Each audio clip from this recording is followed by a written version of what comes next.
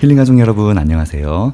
여러분 레그넘 투자자문 이충광 대표님 또 모셨습니다. 네, 안녕하세요. 대표님, 네, 저희 가족분들이랑 인사 부탁드려요. 또 불러주셔서 너무 감사드립니다. 자주 뵙죠.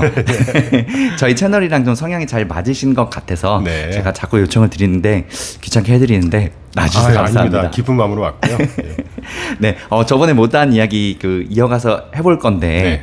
그러기에 또 최근에 이슈가 또 몇 가지 생겼습니다. 예. 바로 어제, 오늘 장이죠. 네, 어제 밤에 미국 끝나고 오늘 아침에 마감을 했으니까 엔비디아가 실적 발표로 대박이 났는데 먼저 이거에 대한 이야기 한번 부탁드려요. 저희가 1편에서 그 테슬라하고 엔비디아 제가 이 두 개 중 어떻게 생각하시냐 했는데 그 테슬라는 그냥 한 30초도 얘기 안 하시고 그냥 비판만 하시고 엔비디아만 엔비디아의 6가지 그 사업들 네네. 완전 구체적으로 그 엔비디아 직원처럼 이야기를 해주셨잖아요. 그쵸. 엔비디아가 대승이 될 거다. 네. 네, 되게 잘 들어맞았더라고요. 어떻게 해서 이렇게 예측하셨는지 한번 이야기 예. 부탁드립니다. 일단 뭐 제가 겸손을 그렇게 떨고 막 그런 타입은 아니지만 제가 뭐 제대로 잘 맞췄다는 말씀은 감사히 듣겠으나 머리가 좀 조아려지고요. 저 말고도 뭐 반도체라든가 그런 그 섹터 업종 전문가분들은 훨씬 더 자세히 맞추셨을 거란 생각을 조심스럽게 해보고, 다만 이제 저희 하우스는 누차 말씀드리지만 저희는 글로벌 매크로 경기를 전망을 하고 분석을 하고 탑다운 어프로치를 해서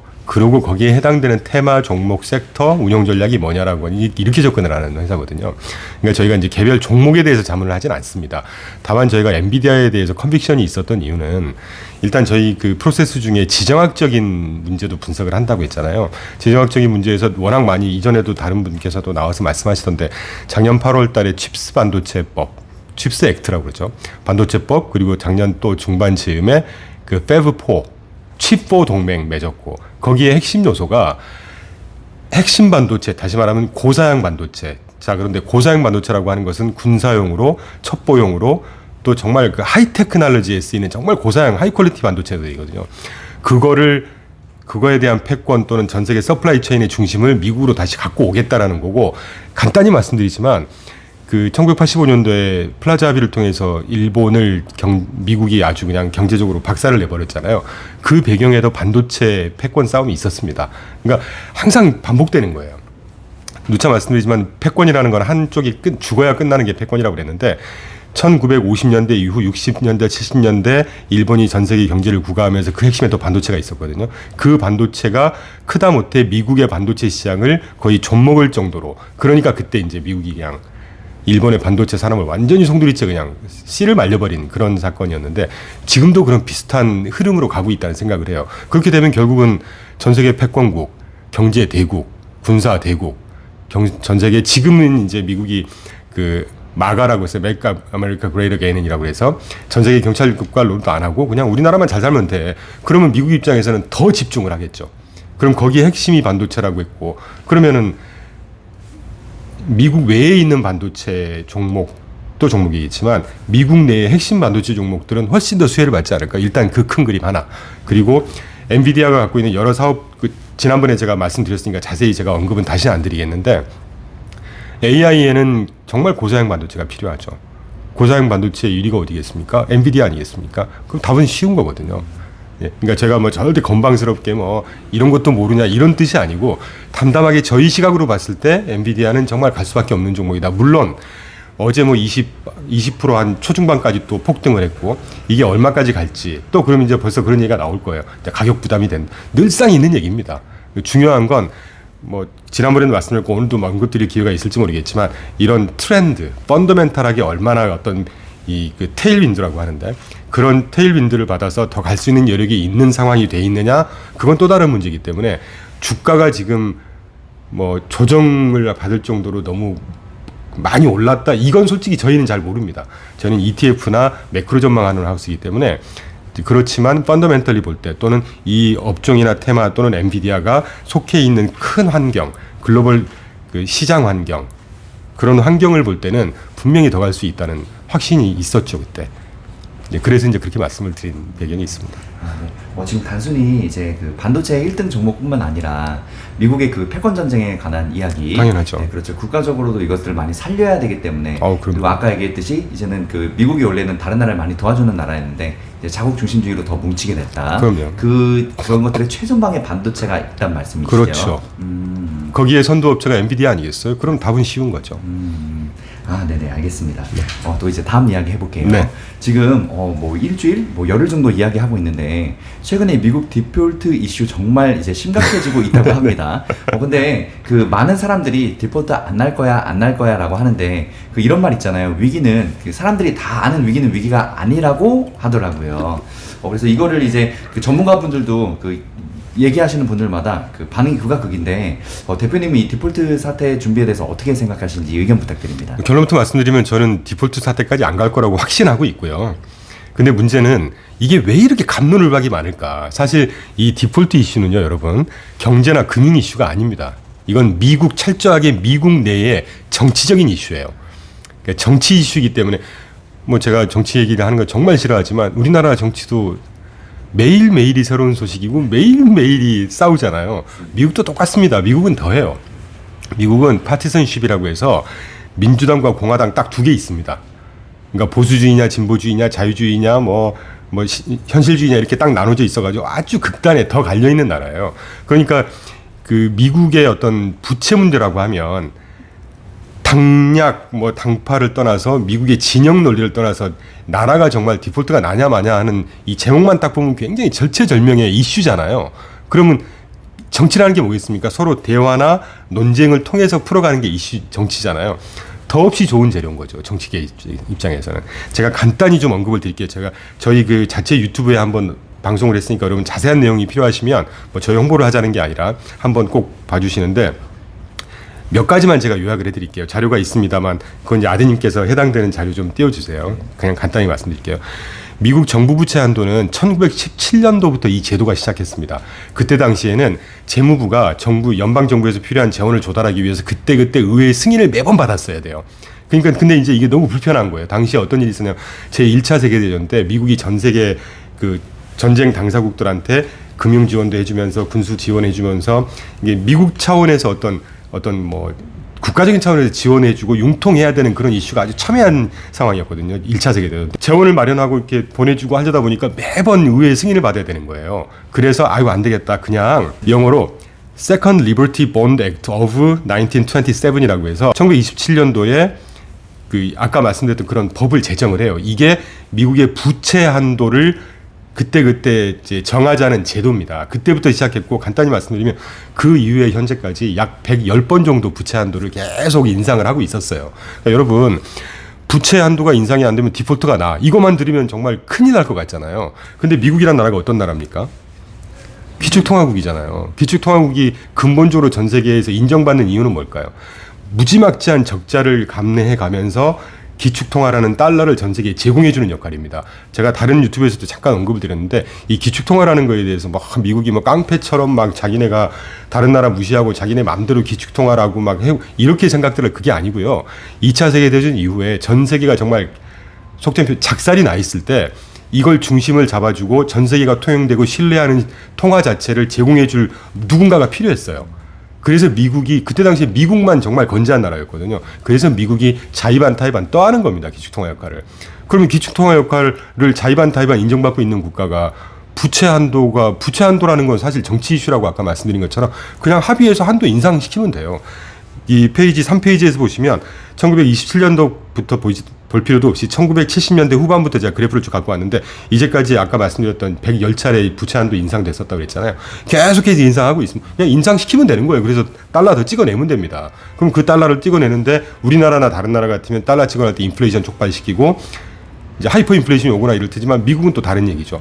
아무리 많이 찍어내도 전 세계 경제 체제 참여자들 일반 시민까지도 달러를 없어서 못 찾는 기축통화이기 때문에 이게 기축통화국의 숙명과 같은 거기에 맞물려 있는 거예요. 그래서 아까 110차례 있었다는 거고 그리고 불과 2000년 이후만 보더라도 약 20차례 상향 조정을 계속 해오고 있습니다. 그러니까 새로운 이슈가 아니에요, 이게. 그래서 그때 인상시키면 되는데 이제 이게 왜 시끄럽느냐. 원래 작년 11월 8일 날 중간선거 끝나고 나서 바이든 행정부가 부채 한도가 곧 다다를 것 같으니까 2022년도에 얘기 나온 김에 미리 부채 한도 협상해서 빨리 조정을 하자. 공화당이 뭘 지금부터 그런 얘기를 해. 내년에 해. 그러니까 이게 완전히 정치 싸움인 거죠.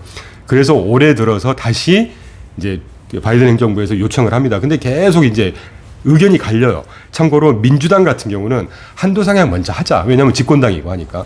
한도 상향 먼저 하고 나서 그 지출 삭감을 케이스 바이 케이스로 상의해서 삭감을 시키자. 그런데 공화당은 지출 삭감하고 한도 상향을 연계해서 동시에 처리해야 돼. 출발 자체가 틀린 거죠. 그러니까 이게 계속 평행선인 거예요. 이슈는 정말 간단한데 해결 방법은 정말 간단한데 서로 다 정치 레토릭 갖고 싸우는 거죠. 이래서 시끄러운 거지. 이게 얼마 전에 있었던 그 은행이 막 펀더멘털리 망가져서 오는 이슈 전혀 그런 거 아닙니다. 그러니까 이 레토릭에 그래서 제가 지난번에 말씀드렸지만 너무 양극단에 치우치시게 되면 중심을 잃는다는 말이 그런 말씀이고요. 또 하나 마지막으로 설사 디폴트가 나더라도 미국 정부가 방법을 갖고 있는 게 나더라도는 아니지만 디폴트 직전 순간에 이거 정말 합의가 안 된다. 그랬을 때 그럼 이제 민주당에서 낼 수 있는 카드는 다른 방법을 통해서 부채 디폴트를 회피할 거 아닙니까? 회피할 수 있는 수단이 여러 가지가 있어요. 연방 정부가 갖고 있는 자산을 매각해서 재원을 충당한다든가, 그리고 나가는 돈을 일단 단계적으로 축소를 시킨다든가, 그리고 또 대외나 국내적으로 이렇게 지급을 해야 되는 이자 지급이나 이런 것들이 있을 거 아니에요. 그러면 이자 지급을 연기시켜버리면 됩니다. 미국이 연기하겠다는데, 그리고 미국이 아닌 조그만 나라도 연기하면 그냥 국가 간에 협의해 주는 거거든요. 그렇게 회피할 수가 있는 거고, 여러 가지 또 이유가 있습니다만, 또 하나는 지금 미국 그 정가에서, 학계 정가에서 가장 갑론을박이 많은 이슈가 수정헌법 14조라고 그래서 수정헌법 14조에 그 연방 정부의 모든 채무는 반드시 준수되어야 한다는 조항이 있어요. 그래서 미국의 헌법학자들 사이에 이 뭐라 그러죠? 조항을 고지고대로 해석을 하면 의회 승인 같은 거 필요 없다. 봐라, 헌법 14조에 연방 정부의 모든 채무는 반드시 준수되어야 한다라고 얘기를 했다. 준수하려면 어떻게 해야 돼? 무슨 이런데 헌법에서 지정을 이렇게 규정을 하고 있는데 무슨 의회 승인을 받아? 그냥 대통령령으로 해결해버려도 돼. 이런 방법들이 있습니다. 그러니까 그때 제가 다른 데도 역시 말씀드렸지만 이 부채 한도 때문에 시장이 흔들리고 빠지고 그건 기회로 보셔야 돼요. 그건 분명합니다. 그 정도로 이해하시면 될 것 같아요.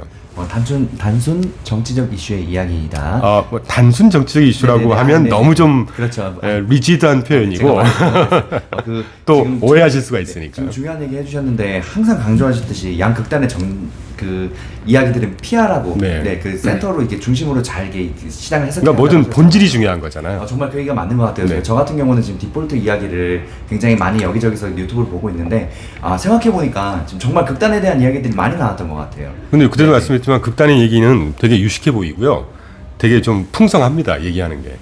그러니까 일단 관심을 받기 위해서라는 것도 있을 거고, 물론 가능성은 없지 않죠. 디폴트가 날 수 있는 가능성은 왜 없겠습니까? 근데 그거를 너무 그쪽으로 치우쳐서 정보를 전달하고 하는 거는 전달하는 건 하는 사람이야 그럴 수 있겠지만 그걸 받아들이시는 투자자분들은 조금 밸런스 있게 좀 이해를 하시라는 말씀입니다. 좋은 말씀이십니다. 시장을 온화하고 차분하게 분석하라는 그럼요. 네, 명심하겠습니다. 네. 다음 질문 또 해보겠습니다. 1편에서 저희가 그 주식의 기본적인 투자에 대한 마인드에 대한 이야기 몇 가지 질문을 드렸는데 정말 장황하게 몇 시간 너무 장황했죠. 그 내용들이 괜찮아서 네. 이제 또 한 번 더 이제 다시 들어볼까 하고 제가 질문을 좀 가져와 봤어요. 대표님이 그 1편에 무려 3시간 10분 동안 그 대장정 중에서 제일 많이 말씀하셨던 단어가 있습니다. 뭐냐면 바로 운영 전략, 투자 전략. 이거 굉장히 많이 한 30-40번 나온 것 같아요. 굉장히 많이 나왔었거든요. 운용 전략이죠. 그래서 이 투자 전략, 우리가 이제 주식뿐만 아니라 많은 투자를 하는데 투자 전략들이 중요한 이유에 대해서 이야기 한 번 더 부탁드립니다. 네. 자, 그 답을 드리기에 앞서서 자료 26페이지 가지고 좀 설명을 먼저 좀 드릴게요. 우리가 투자를 하는 이유는 수익을 내기 위해서 투자를 하지 않습니까? 근데 여기서부터 어려워지는 거예요. 이 투자라고 하는 게 은행 정기예금처럼 또는 흔히들 얘기하는 국채처럼 그냥 내가 갖고 있거나 가입을 하면 매년 이자가 따박따박 나오는 이게 투자라고 할 수는 없거든요, 사실은. 은행 정기예금보다는 그래도 몇 배의 수익을 보통 바라는 게 대부분이기 때문에, 그러니까 이제 조금 더 위험한 자산으로 가게 되는 거고, 그래서 이제 투자라는 게 어려운 게임이 되는 건데, 여기서의 본질 중에 하나는 26페이지에서 제가 그려드린 대로, 왼쪽에 그림 그려드린 대로 이 투자 상품이라고 하는 것은 반드시 기대 수익률이 있으면 그 가능성과 동일한 가능성으로 기대 손실 위험이 발생을 하게 돼요. 그러니까 기대 수익률이 생기는 거죠. 기대 손실이나 기대 수익이 없으면 그건 정기예금이고 위험이 없는 리스크 프리 자산이라고 하는 거죠. 그때 이제 여러분께서 반드시 아까 그러니까 계속 연결이 된 건데 밸런스 있는 시각을 유지하셔야 된다고 하는 것은 그래프에서 보시는 대로 자 가정을 해보죠. 우리가 1년 어떤 자산에 투자를 해요. 뭐 주식이든 채권이든 뭐 여러 자산이 많은데 그 자산에 투자를 할 때 1년 투자를 했는데 뚜껑을 딱 열어놓고 보니까 1년 동안 어떤 A 자산, B 자산에 투자를 할 때 A 자산은 수익률이 똑같은 20%예요. B 자산도 똑같은 20%예요. 그런데 1년 만에 20%를 달성할 때 흘러온 궤적은 다를 거 아닙니까? 꼴등했다가 1등했다가 20% 달성.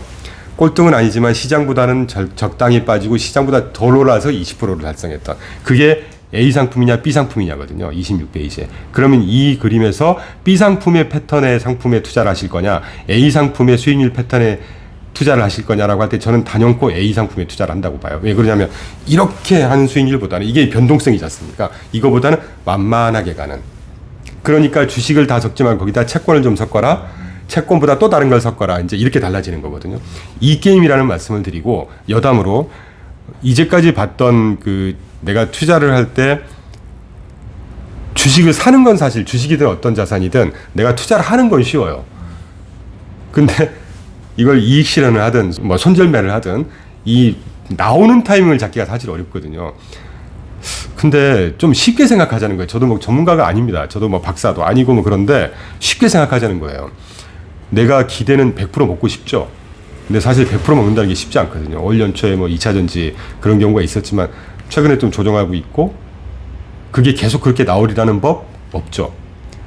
그리고 또 들어가는 타이밍에 따라서 또 손실을 일찍부터 봤던 분도 계실 거고 채권도 마찬가지입니다. 작년에 채권 그렇게 좋다고 뭐 3.87 10년물 됐으니까 국채 갖고 있고 30년물 10년물 갖고 있으면 1년에 뭐 쿠폰이 얼마고 그러니까 절대 손실 볼 일 없다? 그렇지 않습니다. 금리 수준에 따라서 들어간 분들 타이밍에 따라서 지금 손실 이미 나 있는 분도 계시고요. 그러니까 그런 것들을 잘 좀 보셔야 되는데 그때 그걸 잘 회피할 수 있는 방법 중에 하나가 심플하더라고요. 스탑 게인, 스탑 로스예요. 이익 실현할 수 있는 수준을 딱 정해놓는 거죠. 저 같으면 저도 개인적으로 우리나라 국내 주식 투자를 하는데 저는 이제 워낙 길게 투자를 하고 소부장, 서플라이 체인 끝단에 있는 종목들을 투자하는 경향이 있거든요. 대형주보다는 좀 가벼우니까. 뭐 저 같으면 한 1년에 한 4-50% 기대한다. 종목, 개인 종목 갖고는. 그런데 마이너스 한 15% 가면 과감히 털어버립니다. 저는. 그러니까 심플하게 접근하면 되지 않겠어요? 왜냐? 이게 필요하고 또 적절한 이유는 시장은 일직선 상승, 일직선 하락이라는 건 절대 없거든요. 올라갔다 떨어졌다 올라갔다를 반복합니다. 근데 이제 이 저점과 고점을 잡는 게 어렵게, 그러니까 여러분께서 유튜브를 통해서 공부도 하시고 저 같은 사람 설명도 들으시고 다른 또 훌륭하신 전문가들 설명도 들으시는 거 아니겠어요? 자, 이제 이게 본론이고 저희 하우스가 제가 운용 전략이라고 계속해서 강조드리는 이유는 아까 제가 뭐 주식 채권 몇 개만 예를 드렸었지만 우리가 투자를 한다고 마음을 먹으면 전 세계 투자 대상 자산 종류만 해도 어마어마하게 많지 않습니까? 언뜻 보죠. 주식, 채권, 실물, 부동산, 금, 뭐 실물 안에 금이 들어가겠죠. 통화 자체도 하고 뭐 부동산, 인프라 너무 많거든요. 이런 자산들에 투자하도록 만들어 놓은 펀드, 뭐 증권의 종류 뭐 어마어마하게 많습니다. 그런 것처럼 자, 그러면 우리가 어떤 자산에 투자를 할 때 그냥 주식만 보면 될까요? 자, 삼성전자다. 삼성전자 하나만 분석하면 되겠습니까? 삼성전자가 속해 있는 업종이 어떤 상황인지도 봐야 되고 이 삼성전자가 속해 있는 그 업종이 또 속해 있는 국가 경제도 봐야 되고 우리나라처럼 수출 수입 의존도가 굉장히 높은 나라들은 삼성전자를 분석하기 위해서는 전 세계 반도체 업황도 봐야 되고 또 좀 더 크게는 반도체 업황에 영향을 미치는 여러 변수 중에 하나인 금리 상황도 봐야 되고 그러니까 패드 금리가 중요한 거거든요. 그러면 그러니까 이게 투자라는 게 정말 어려운 작업이죠. 공부 안 하고 어떻게 돈을 벌겠습니까? 제가 지금까지 말씀드린 거의 요지는 뭐냐면 우리가 투자를 한다고 마음먹었을 때는 공부해야 되고 준비해야 되고 이해해야 되고 알아야 되는 이슈가 너무 많습니다. 시장은 정말 저는 길지 않지만 한 25년 이 업계에 월급쟁이 생활도 했었는데 매년 매달 매주 이슈가 있어요. 그걸 어떻게 알겠어요? 그걸. 그러니까 제가 27페이지를 통해서 저희 하우스에서 하고 있는 운용 전략 대시보드 유니버스 대시보드라고 해서 갖고 왔는데 운용 전략을 강조하는 이유를 말씀드릴게요. 27페이지 보시는 대로 저희 하우스 같은 경우는 전 세계 투자 대상 자산을 9개로 나눕니다. 주식, 채권, 실물, 실물이라고 할 때 주식, 채권, 부동산, 인프라, 통화, 뭐 헤지펀드 등등해서 9개로 나누고요. 자, 그럼 이 9개는 자산군이잖아요. 내가 투자할 수 있는 자산의 종류를 9개로 나누고, 그러면 주식이나 채권이나 어떤 자산이든지 간에 그 자산을 통해서 우리가 시장을 대응할 수 있는 운용 전략이라는 게 있을 거 아닙니까? 우리가 펀드든 어떤 하우스든 저희 펀드, 저희 상품의 운용 전략은 이겁니다. 이렇게 표현들을 하잖아요. 운용 전략이라고 할 때 여러분께서 많이 들어보셨던 용어는 예를 들면 가치주, 주식평이다 그러면 가치주에 투자하는 운용 전략을 갖고 있다. 성장주에 투자하는 운용 전략을 갖고 있다. 업종에 투자하는 업종 투자 전략을 갖고 있다. 업종이 아니고 또 비슷한 얘기긴 하지만 어떤 테마, 최근 같으면 AI 테마, 뭐 얼마 전 같으면 전기차 테마 업종일 수도 있고 이런 식의 표현한 게 운용 전략이거든요. 근데 저희는 조금 다르긴 하지만 저희는 그거보다 조금 더 세부적으로 나눕니다. 아까 9개의 자산군별로 세부 운용, 하부 운용 전략을 한 40개 정도로 쭉 세그멘테이션을 해요. 이렇게 굳이 하는 이유는 아까도 말씀드렸듯이 시장은 너무 이슈가 많고 너무 영향 변수가 많기 때문에 그 변수를 하나하나는 다 못 맞추겠지만 그 변수별로 어떤 그 외부 요인별로 비슷한 유형의 카테고리가 있을 거 아니겠어요? 거기에 공통적으로 영향을 미치고 서로 불가분의 관계가 있는 운용 전략을 저희만의 기준으로 한 40개로 쭉 나눠요. 그러니까 쉽게 다시 표현드리면 주식 같으면 주식이 올라가는 데 배팅하면 현물을 사면 되겠죠. 주식이 하락하는 데 배팅하는 건 뭐겠습니까? 예를 들면 파생상품. 그런 것들을 적절히 잘 활용하는 또 헤지펀드. 이 헤지펀드 종류가 시장이 뜨는데, 그러니까 상승하는 데 배팅하는 전략을 롱 바이어스 전략이라고 하고, 롱은 산다는 얘기거든요. 하락하는 데는 숏 바이어스 전략. 이를테면 여러분 많이 들어보셨던 숏 바이어스 전략은 공매도 같은 경우가 있겠죠. 그렇다고 저희가 공매도를 하는 건 아니고, 그런 예를 들면 또 시장이 올라가거나 빠지지 않고 그냥 왔다 갔다 할 거다. 그냥 지루하게. 이럴 때 운용하는 마켓 뉴트럴 전략이라는 게 있습니다. 시장 중립화 전략이죠. 또는 이제까지 제가 말씀드렸던 여러 가지 자산군이 서로 국면마다 어떤 애는 좋고 어떤 애는 나쁘고 이런 복잡다단한 상황이 있기 때문에 그럼 아예 우리 하우스가 능력이 되니까 그런 멀티 에셋, 다양한 자산군을 한꺼번에 넣어서 우리가 알아서 잘 자산 배분을 할게 하는 멀티 에셋 스트래티지라는 게 있어요. 이런 식의 하부 운용 전략을 40개로 나누고 거기에 해당하는 미국에 현재 한 3,200개 ETF가 상장이 되어 있는데 국내까지 다 합치면 더 많겠죠. 국내가 한 700개 될 겁니다. ETN 빼고 ETF만. 그러면 3,200개, 한 4,000개 정도를 이 40개의 하부 운용 전략에 해당하는 ETF들을 쭉 카테고라이제이션을 해요.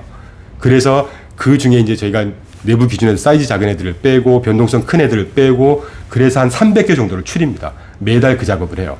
자, 그렇게 좀 미세 대응을 하다 보면 시장을 조금 더 좀 완만하게 대응할 수 있지 않을까요? 자, 여기까지가 이제 저희 하우스가 이렇게 한다는 말씀을 빗대서 설명을 드렸고, 여러분들도 그렇게 하시기는 쉽진 않으실 거예요. 뭐 저희가 더 뛰어나서 그런 게 아니라 본업이 또 있으시고 시간이 없으시잖아요.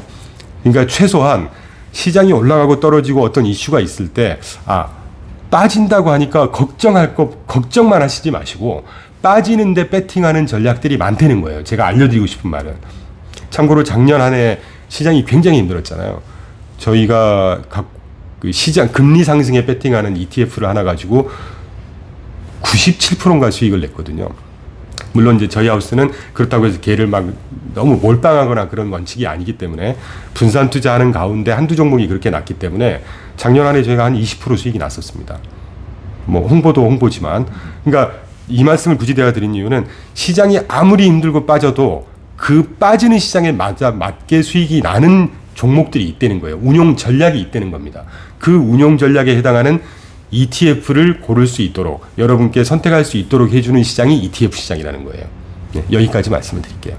네. 그 방금 좋은 이야기 좀 몇 가지 해주셨는데, 네. 얼마 40% 이상 되면 매도하고, 반대로 한 종목이 이제 15% 이상 하락하면 그냥 과감하게 쳐낸다. 네. 이런 식으로 가이드라인을 어느 정도 정해 놓으라는 그렇죠. 말씀이시죠. 그게 사실 우리나라의 그 기관 투자가분들, 훌륭하신 기관 투자가분들이 지키는 아주 거의 유일무이한 원칙 중에 하나거든요. 그렇죠. 그 개인하고 기관하고는 또 다르니까, 기관은 잘못하면 정말 국가적으로 하지 말아야 그럼요. 그러니까 리스크 관리는 철저하게 하시죠. 그리고 거기 일하시는 분들이 저희 선배님들도 많고 이 투자 업계에서 워낙 베테랑 분들이 많이 또 일을 하고 계세요.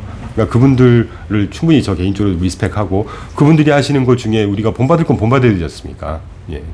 그래서 가이드라인을 꼭 만들으라는 거. 그렇죠. 그리고 방금 그 롱바이스하고 숏바이스 전략 이야기 해주셨잖아요. 제가 전에 그 대표님 그 전화통화하면서 저녁에 그 전화했었는데 네네. 기억하실지 모르겠는데 그 제가 전화로 형님 형님도 혹시 숏 플레이 하세요? 근데 어렵지 않으세요? 숏보다는 레버리지가 더 어려워요라고 이야기를 해주셨잖아요. 그렇죠. 물론 이따가 레버리지에 대해서도 이야기해 주셨지만 네. 이런 식으로 이제 그 운영 전략들 다양하게 이제 전략을 짜서 하면 하락장에도 수익을 낼 수 있다는 말씀. 그럼요. 네, 아까 얘기했듯이 그 금리 인상에 의한 베팅하는 그런 종목들은 이제 또 상승을 볼 수 있으니까. 그렇죠. 이런 식으로 정말 다양한 운영 전략들을 우리가 많이 공부해 볼 필요가 있다. 그렇죠. 하나만 더 강조드릴게요. 중요하니까. 방금 아드님께서도 금리 상승에 베팅해서 수익을 낼 수 있다라고 다시 표현해 주셨잖아요. 여기 그래서 운용 전략이라고 제가 표현하는 겁니다. 자, 금리 상승에 베팅해서 수익을 내는 게 상품이 있나요? 자산군이 있나요? 그런 자산군이나 상품은 없어요. 그러니까 우리가 투자할 수 있는 상품 자산군과 자산군으로 대응할 수 있는 시장이 있고 자산군에 관련된 운용 전략으로 대응할 수 있는 시장 상황이라는 게 있는 거죠. 금리 상승이라는 얘기는 금리 상승에서 수익 내는 자산이 뭐가 있을까요? 실물 자산밖에 없어요. 금을 갖고 있거나 석유를 실제로 갖고 있거나. 근데 실제로 금이나 석유를 갖고 있는 방법은 실물을 못 갖습니다. 다 파생 상품이에요. 파생 상품으로 넘어가는 순간 금리가 올라가니까 실물 자산이 좋아서 석유가 뜰 수는 있겠죠. 뭐 이를테면 빠지기도 하지만 석유가 뜬다고 했을 때 석유를 갖고 있으면 되죠. 구리를 갖고 있거나 실제로 갖고 근데 그게 실제로 불가능하거든요. 파생 상품을 갖고 있을 수밖에 없기 때문에 이래서 운용 전략이 필요한 거예요. 파생 상품에 투자라는 순간 이 금융 외부 변동에 또 노출이 되거든요. 그러니까 금리가 상승하니까 실물만 올라갈 거야라는 전략이 또 깨져버리는 거죠. 그래서 여기에 이걸 완충할 수 있도록 그러니까 자산군으로 대응하지 못하는 아까 좀 말이 복잡해서 왔다 갔다 하는데 금리 상승이라는 건 운용 전략 차원에서 대응을 해야 되는 거죠. 무슨 말씀인지 아시겠죠? 자산군으로 대응 못합니다. 이거는. 그래서 제가 계속 운용 전략이라는 강조를 드리고 있는 거예요. 다음 질문 또 해보겠습니다. 1편에서 저희가 감정이 앞서는 투자가 위험한 이유, 개인 투자자들이 항상 반복하고 있는 중요한 요소 중에 하나죠. 사실 주식이 정말 기초적인 이야기인데 자기 주식이랑 사랑에 빠지면 안 되고 내 주식이 떨어졌다고 또 분노하면 안 되잖아요. 그럼요. 그러면 이제 그릇된 판단을 할 수 있기 때문에 이런 그 마인드 컨트롤에 대한 이야기 또 한번 부탁드립니다. 참 저는 이런 얘기가 더 어려운 것 같아요. 결국은 이것도 밸런스 있는 시각이 아닐까 싶은데 저 정말 개인적인 말씀을 좀 드려도 될까요? 제가 예전에 어떤 회사를 다니다가 회사를 나오게 됐어요. 그게 이제 제가 겪는 가장 사회생활 하면서 또는 제 인생을 통틀어서 가장 큰 아픔이었어요. 의도하지 않게 회사를 나오게 됐으니까. 그때 이제 비상금을 탈탈 털어서 선배한테 종목을 하나 좀 추천해 달라. 제가 삼성전자로 2000년 초반에 조금 수익을 내고 그 다음부터는 일하느라고 바빠서 주식 투자를 못했다가 그게 이제 2014년도인데 2014, 15년도인데 그때 당시에요. 그 중국 회사들이 우리나라에 한 7개 정도가 상장을 하고 그랬었습니다. 제가 종목 언급은 안 드릴게요. 그거를 추천을 해 주시더라고요. 그래서 5천만 원을 가지고 한 방에 몰빵을 했어요. 근데 한 3개월, 한 40% 정도 수익이 나더라고요. 그러더니 중국 주식들, 그러니까 하여튼, 그러고 나서 줄줄줄 빠지기 시작하는데 마이너스 75%까지 갔어요. 그 레버리지 아니고요? 네. 단일인데? 5천만 원을 몰빵을 했는데 평 매입 단가가 잊어먹지도 않습니다. 3,769원이었어요. 근데 그게 계속 흘러가더니, 그러니까 플러스 40% 갔다가 마이너스 75% 간 거니까 거의 뭐 반토막이 아니고 그거는 거의 100%가 빠져버리는 거죠. 원금 대비하면. 그때 제가 이제 정말 그때는요 좀 젊기도 했었고 너무너무 화가 나는 거예요. 그래 내 인생에 5천만 원 없어도 돼. 내가 이거 날릴지언정 끝까지 가보자. 다행히 그게 그때 당시에 16연상이 갔습니다. 그러니까 완전히 작전주였죠. 지금 생각하면. 그러니까 소위 잡주. 16연상이 가서 260%가 되더라고요. 수익률이. 그렇게 빠졌다가도요? 예. 자, 여러분 잘 들으세요. 그때 제 선배 주위 분들이 빨리 팔아라. 제가 그때 어떤 반응이었는 줄 아세요? 더 간다. 기업 분석 제대로 하지도 않고 그냥 12연상 갔으니까 그게 막연히 또 될 거라고 생각한 거예요. 제목이 정확하네요. 감정에 앞선 투자가 안 되는 이유. 네, 이거 실제로 있었던 일입니다. 제가 종목 명까지만 알려드리면 아 이거였구나 싶으시겠지만 제가 또 방송이기 때문에 제가 그거 버티다 또 이제 260% 딱 265% 가다가 또 흘러내리더니 그래서 평균 매도 단가 얼마에 턴 줄 아세요? 2천만 원 얼마예요? 평균 매수 단가 3,769원. 평균 매도 단가 3,766원. 네. 점점점. 선방했죠. 네. 손실 안 봤으니까. 이게 감정에 휩쓸린 투자입니다. 260% 갔을 때 과감하게 털었어야죠. 제가 어디 가서 그 어린 나이에 260%의 수익을 내겠습니까? 뭐 어리고 나이고 많건 어쩌건 간에 바로바로 털었어야죠. 가장 바람직한 거는 한 30% 났을 때 어느 정도 털고 또 털고 이런 게 제일 좋은 방법이라고 생각하거든요. 그 이후에 저는 뭐 종목 추천하는 사람도 아니고 저희는 종목을 갖고 자문하는 회사가 아니기 때문에 제가 여러분께 분명히 말씀 제가 그 종목을 딱 경험하고 아 이거 스탑 로스 스탑 게인이 굉장히 중요하구나. 그 이후에 뭐 I로 시작하는 우리나라 반도체 회사 지금도 갖고 있는 A로 시작하는 어떤 회사 지금 갖고 있는 회사는 제가 한 2년 전에 200% 먹고 나와서 분산 투자했다가 다시 지금 120% 됐거든요. 제가 그러니까 보통 어떤 분들 뭐 막 이걸로 몇 프로 났고 막 저 절대 그런 사람 아닙니다. 저 뭐 용돈벌이 하는 그거 갖고 뭐 몇억 투자한 것도 아니고요. 그러니까 사람이 이렇게 객관성을 가지고 차분히 대응을 하면 이게 80%가 돼도 더 갈 수 있는데 뭐 그러니까 더 가라 이거가 아니라 그럼 다시 한번 뜯어보는 거예요. 재무제표 보고 이 관련 회사가 어떻게 되고 이 지금 갖고 있는 회사가 뭐 삼성 지분이 몇 프로 갖고 왔고 생산 라인에 이미 들어가 있고 뭐 이번 올해부터 생산 설비 투자를 어마어마하게 작년부터 했는데 작년에 그래서 주가가 조금 흔들리더니 올해부터 수출이 반영이 돼서 이제 더군다나 또 반도체 업황도 괜찮아졌고 이러면서 더 가겠구나 편안하게 갖고 있는 거죠. 그러니까 이 정도 말씀으로 대신할게요. 제가 어떤 철학자가나 또는 많으신 선배님들처럼 고뇌의 어떤 경험이 많지는 않기 때문에 이 정도 말씀을 드리면 여러분께 좀 피부로 와닿지 않으실까 하는 생각이 듭니다. 그래서 아까 제가 그 종목 이후에는 그래도 평균 한 30%에서 한 50% 정도 용돈벌이 정도니까 항상 그때 딱 빠지고 물론 더 간 종목도 있습니다. 그렇지만 저는 만족하는 거죠. 이제 그렇게 접근을 해보시면 어떨까 하는 생각이 들어요. 그렇죠. 그 감정에 앞선 투자가 얼마나 개인을 그 황폐하게 만드는지. 생각해 보세요, 아드님. 40% 갔다가 마이너스 75% 갔다가 265%를 먹었는데 네. 그때 매매 수수료까지 하니까 16만 원인가 손실 딱 보고 그나마 털었거든요. 정말 저는 운이 좋은 거죠. 네. 다음 이야기도 이어서 아까 그 디폴트 이야기 했을 때 네. 중요한 이야기, 그 대표님이 항상 강조해 주셨던 이야기, 양극단의 전망은 꼭 피하라고 하셨잖아요. 네. 판단력이 흐려지기 때문인데. 그렇죠. 1편에서도 이야기해 주셨지만 시장을 판단할 때 양극단의 주장에 휘둘리지 않기 위해서 우리 투자자분들이 준비해야 할 중요한 것들, 이런 것들에 대해서 이야기 한번 부탁드립니다. 일단 자기 기준이 있어야 되는 것이고 꼭 그 기준이 교수님이나 이 업계에 경험이 굉장히 많은 전문가 정도의 식견은 필요 없습니다, 여러분. 가장 중요한 거는 제가 28페이지 갖고 한번 설명드릴게요. 제가 되게 잘 써먹는 그래프거든요. 20년째 쓰고 있는 그래프인데 28페이지를 보시면 여러분 주식시장이나 우리가 부동산을 사거나 자동차를 사는 모든 활동은 경제활동입니다. 우리가 살고 있는 이 세상은 뭐 공산경제든 시장경제든 다 경제체제, 경제 시스템에 살고 있어요.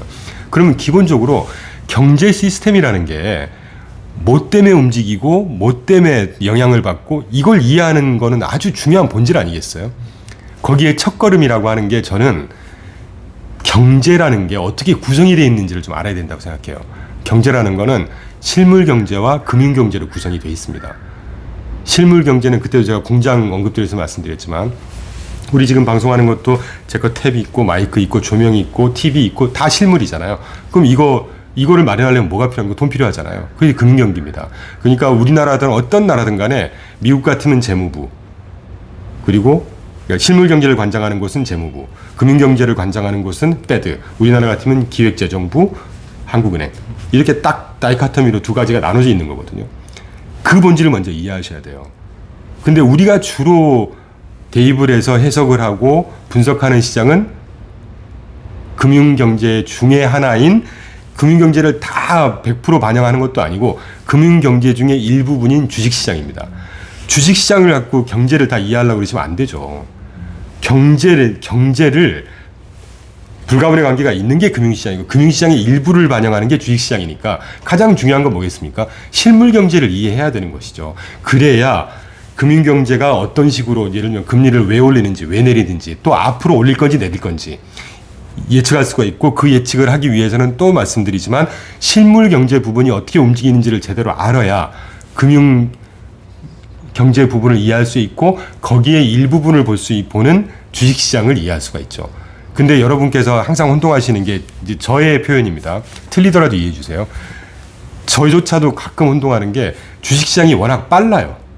다른 지표보다 다른 인덱스나 다른 어떤 시장보다도 주식시장이 굉장히 빨리 반응을 합니다. 때로는 과하게 반응을 하죠.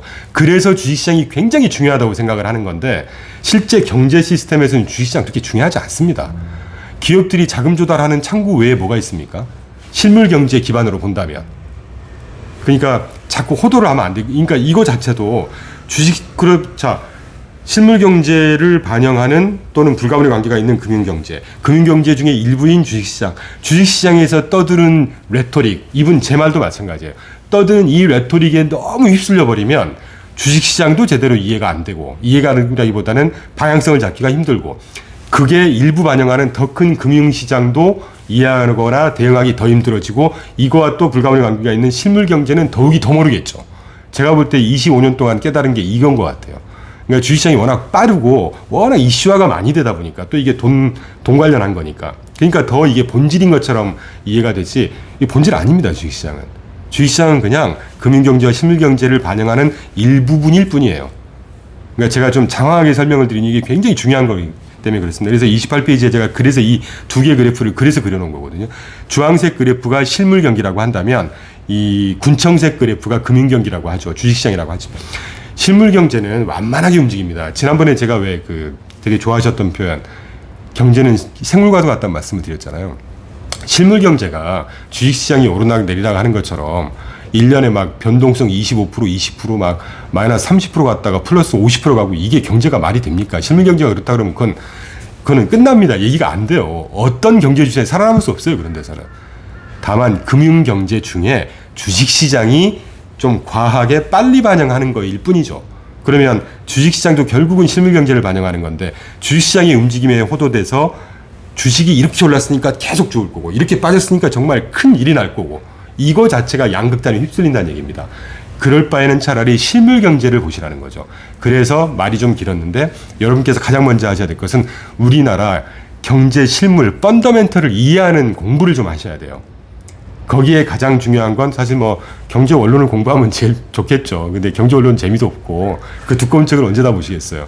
유튜브 좋지 않습니까? 저도 유튜브로 공부 많이 하거든요. 그러니까 뭐 인문학 강의 같은 거 보면 한 1, 20분짜리 경제 원론 강의 많습니다. 여러분 제가 경제학 전공했고 대학원에서 이제 국제 경제 정치 이런 걸 전공했는데 그래 제가 좀 안 되는 계제지만 말씀드립니다. 경제 원론 시간 되시면 꼭 틈틈이 보십시오. 출퇴근 시간에 꼭 보시고 자기 전에 들어보시고 그러면 경제가 별게 아니구나. 아주 심플하네. 이거만 딱 이해되시면 이 움직임과 이걸 반영하는 금융시장 그래서 중앙은행 페드가 금리를 이렇게 올리고 내리고 하는구나. 그래서 앞으로는 이렇게 되겠구나 하는 게 생기실 거예요. 분명히. 거기에 저희 같은 사람들 말 또 저보다 훨씬 더 훌륭하신 분들의 유튜브의 어떤 강의 이런 걸 들으셔서 믹스하시면 훨씬 도움이 되지 않을까 하는 생각이 들어요. 네. 네, 중요한 말씀 하나 해주셨습니다. 주식시장이 시장 이런 세계 경제 전체가 아니라 주식시장 한 포인트 일부분이죠. 말이죠. 네. 그렇죠. 근데 투자자분들은 당연히 이 주식에 대해서 과도하게 내 감정을 부스트하기 때문에 이렇게 주식시장을 중심으로 해서 이제 경제나 이런 세계 모든 걸 이해하려고 하는 그렇죠. 거죠. 근데 그 반대라는 거죠. 이렇게 반대를 꼭 해야 된다는 말씀. 당연하죠. 밸런스를 이렇게 맞추는. 저는 그렇게 생각하고 있습니다. 네, 중요한 말씀인 네. 것 같습니다. 네, 감사합니다. 네, 대표님 다음 이야기 해보겠습니다. 네. 또 1편에서 이제 워런 버핏 이야기를 빗대서 절대 시장을 이기려고 하지 마라. 불가능하기 때문이다. 그 이야기 또 강조를 해주셨잖아요. 결국 시장이 우리가 개인 투자자들은 시장을 이길 수 없기 때문에 가장 안전한 방법은 분산 투자 그리고 장기 투자가 답이라고 그쵸. 저희 채널에서 이야기하는 그런 가이던스 비슷하게 얘기를 해주시고 계시는데 우리가 이렇게 장기 투자를 해야만 투자 성공 확률을 높일 수 있는 이유에 대해서 이야기 부탁드려요. 질문이 너무 길었다. 아주 심플합니다. 네네. 여러분 주식 투자 어렵잖아요. 주식 투자뿐만이 아니고 투자라는 건 자체가 어렵지 않습니까? 우리가 건물 사거나 집 사는 것도 어렵잖아요. 그리고 가장 많이 들어보셨던 격언 흘러다니는 얘기 중에 시장은 귀신도 모른다는 거잖아요. 그럼 답 나온 거죠. 그럴진데 종목 한두 개 이거 분명히 좋을 거라고 얘기 들어서 실패한 분들 얘기 많이 들어보셨을 거예요. 저 역시도 아까 그 중국 주식 종목 하나 가지고 운 좋게 거의 똔똔으로 나오긴 했지만 결국 실패한 케이스예요. 그런 거는. 그 기간이 1년 반이었는데 1년 반 동안 그거 은행 정기예금만 넣어놨어도 그때 4, 5% 시대였습니다. 그렇기 때문에 그래서 분산 투자가 왜 중요하고 이것저것 많이 돌려서 말씀드리는 것보다 그렇기 때문에 좀 하나 투자할 거 3개 투자하고 저도 지금 4개 종목 갖고 있거든요. 개인적으로. 그러다가 최근에 2개로 줄였습니다. 이제 그거는 컨빅션이 있었기 때문에 이제 그런 식의 플레이를 하고 있긴 한데 기본적으로 그래서 하나 투자하면 하나가 움직이는 거에 그대로 노출이 돼 버리잖아요. 안 움직이지 않지 않습니까? 아까도 말씀드렸죠. 주식이든 어떤 자산이든 가격이 일직선 상승, 일직선 하락은 절대 없어요. 심지어 금리도 정부에서 의도적으로 조절하는 금리도 급작스럽게 올랐다가 빠지고 빠졌는데 그거보다 훨씬 더 이 성격 캐릭터상 레버리지가 더 많은 주식은 오죽하겠냐고요. 그러니까 하나 투자할 거 2개 투자, 2개 투자보다 5개 투자. 물론 5개보다 50개가 더 많다 이럴 수는 없죠. 너무 많은 것도 불편할 수 있으니까. 그러니까 기본적으로 그 접근 자체를 분산을 해야 된다는 생각은 반드시 하셔야 되고 그거를 5개 너무 많아. 그러면 3개 분산하는 거죠. 3개보다는 그래도 4개가 좀 나을 거고.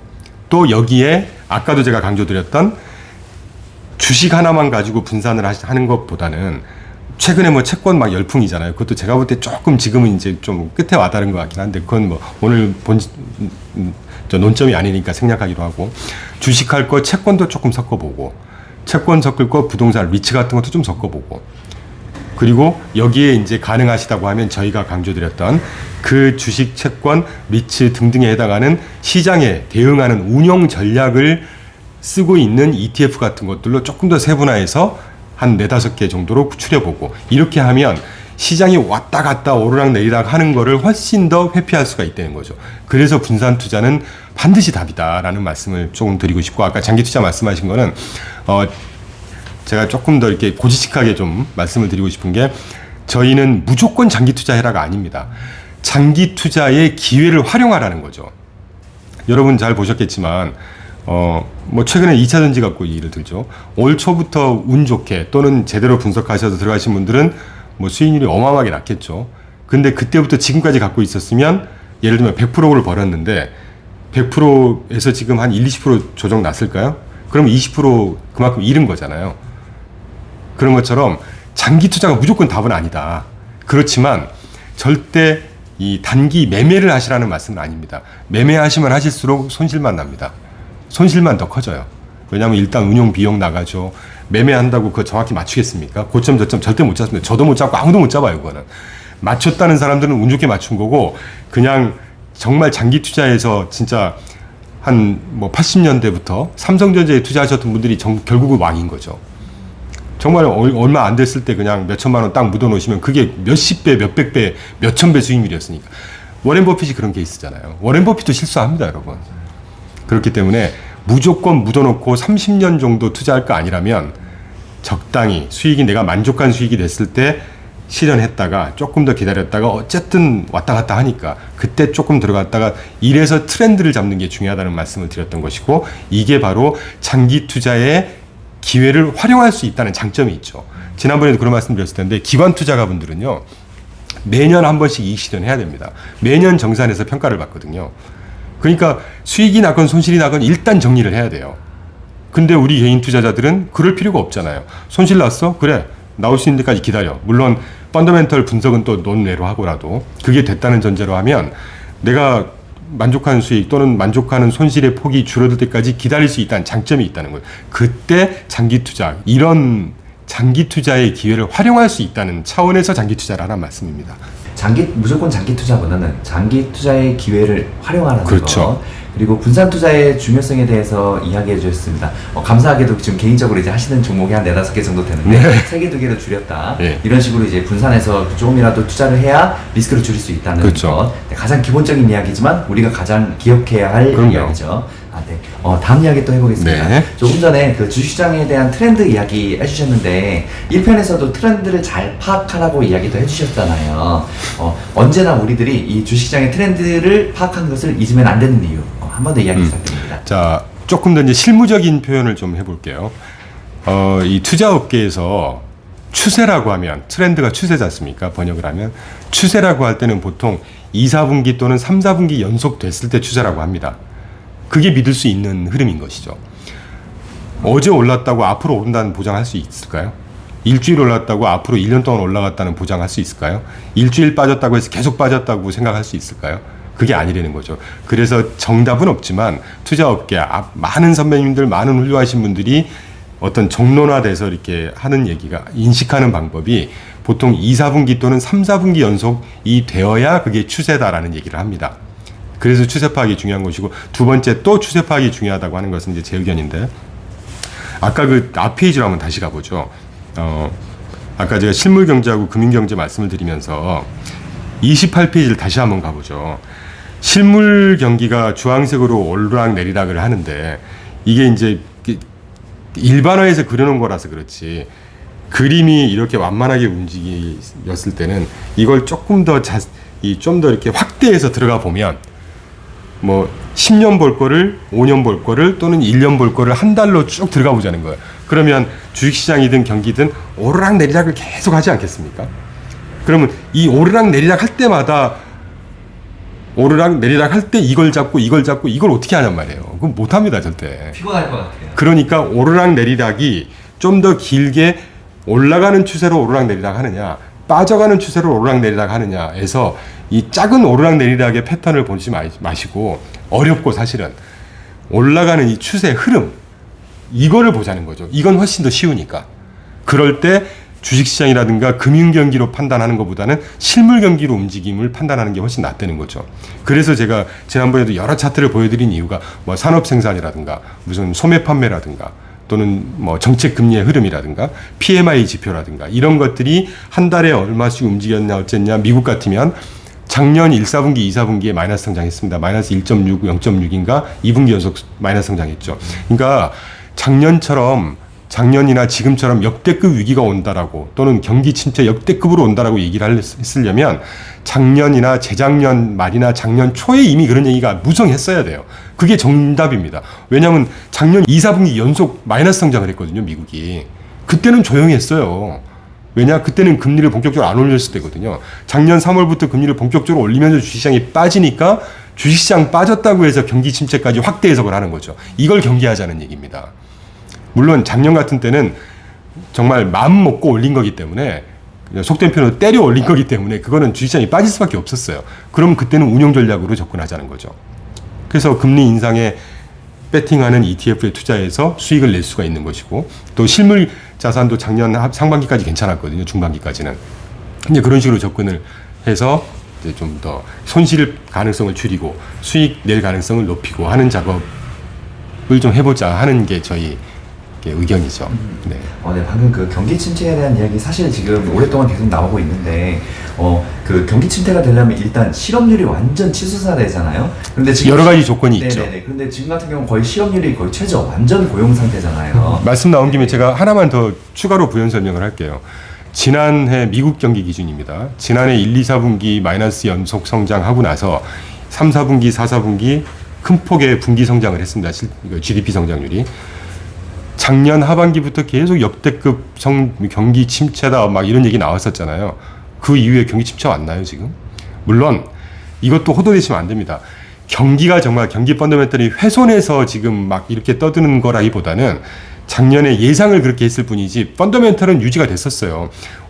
작년 3, 4분기, 4, 4분기 플러스 성장하고 올해 1, 4분기 미국 GDP 성장률 1.1%로 확정했다가 다시 수정치 1.3%로 올렸습니다.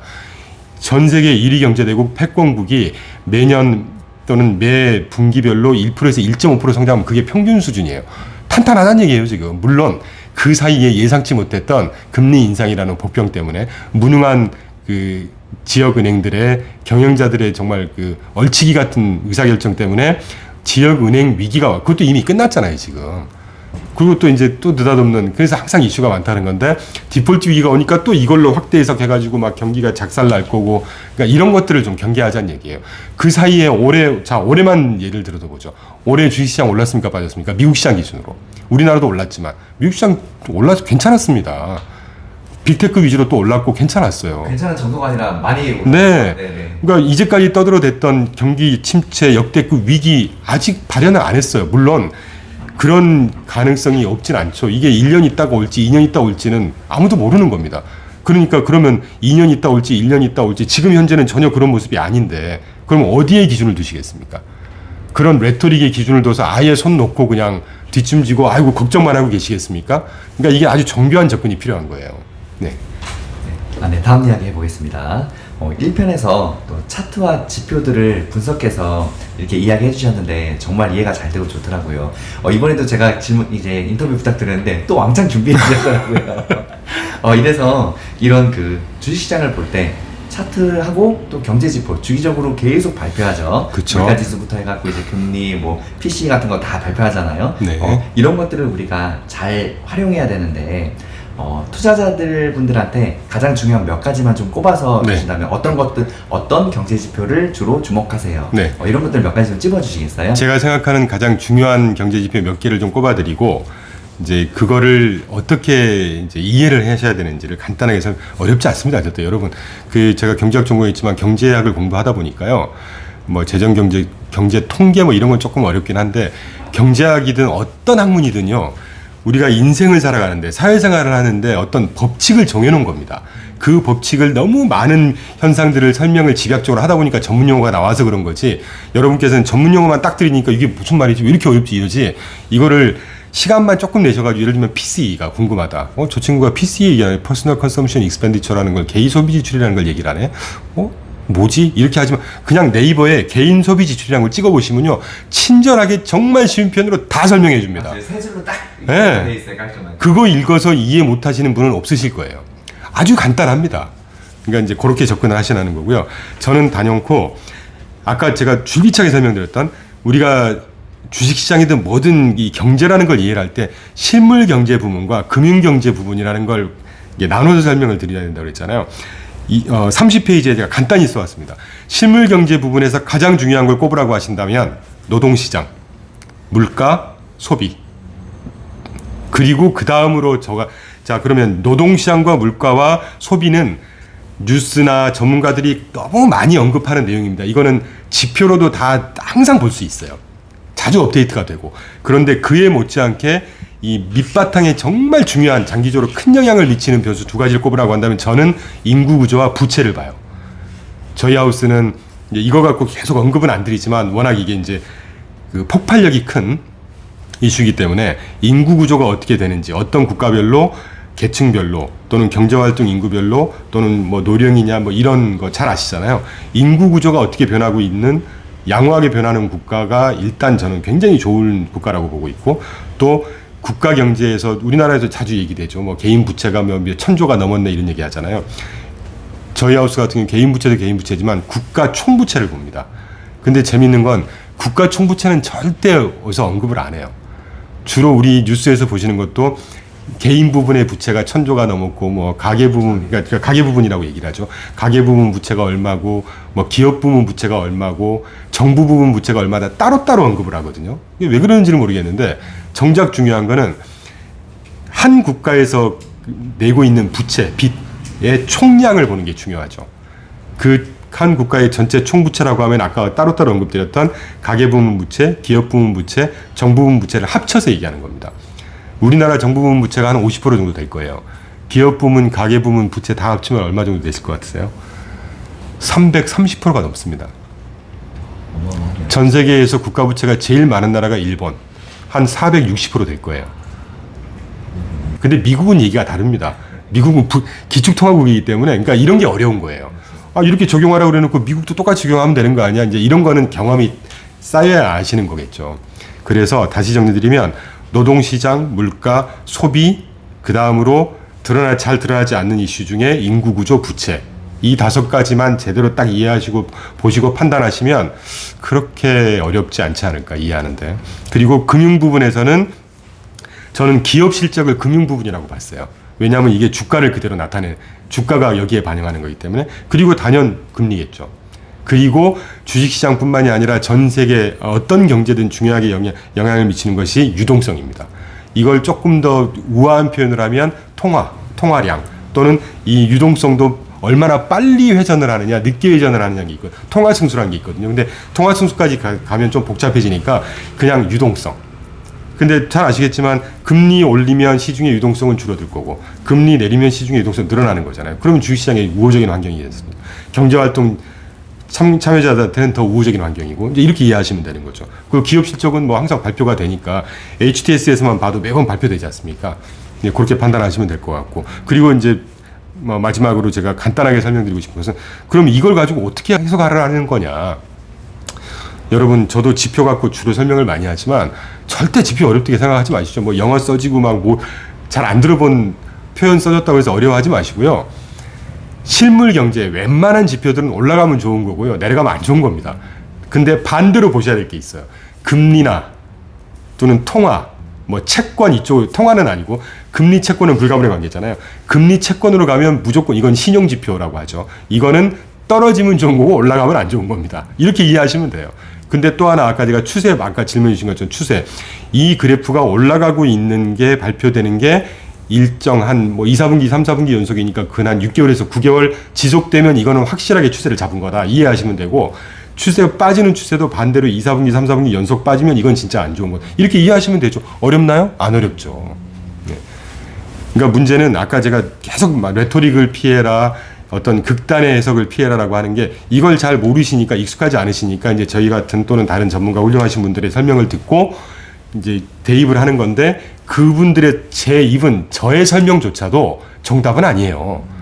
그러니까 자기만의 기준 하려면 실무분과 금융부분의 이런 노동시장 물가, 소비, 인구 구조, 부채, 기업 실적, 금리, 유동성 또는 정책금리 이렇게 보시면 되니까 이런 걸 딱 보고 이럴 때는 이게 안 좋다 그랬지, 이러면 이런 영향이 있다 그랬지, 그걸 계속해서 반복하시다 보면 그게 공부잖아요.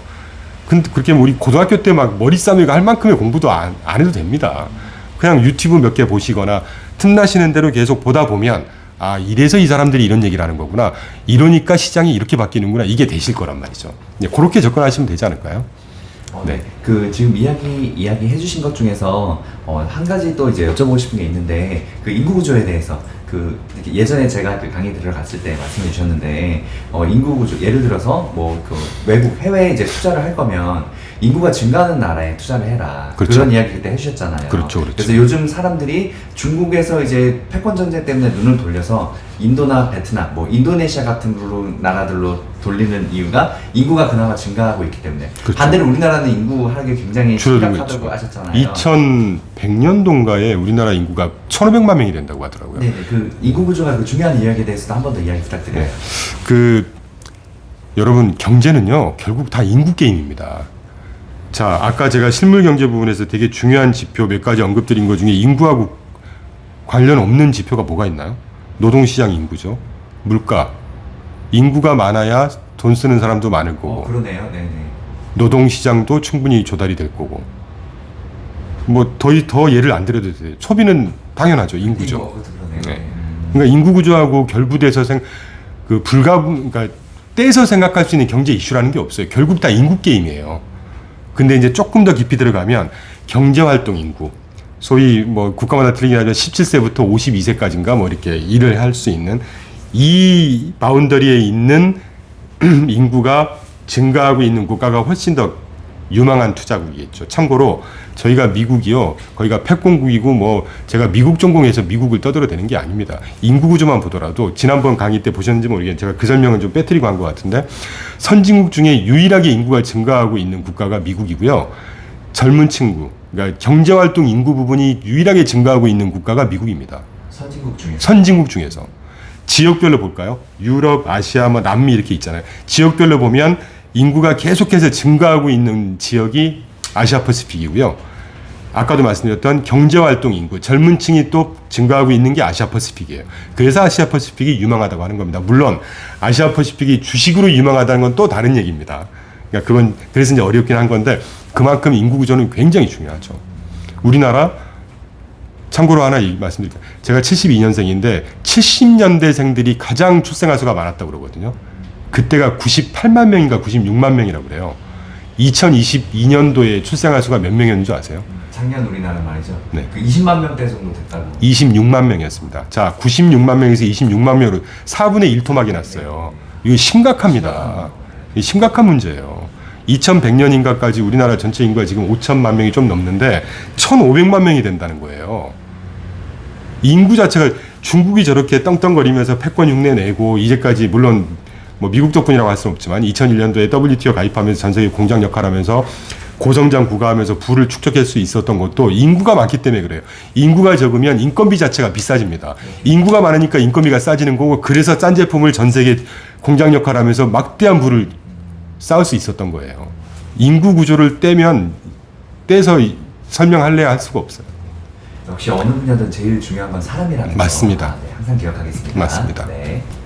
네, 다음 이야기 해보겠습니다. 이번에는 ETF에 대한 기본적인 이야기 다시 해볼까 하는데 1편에서 ETF에 대한 개념을 잘 설명해 주셨어요.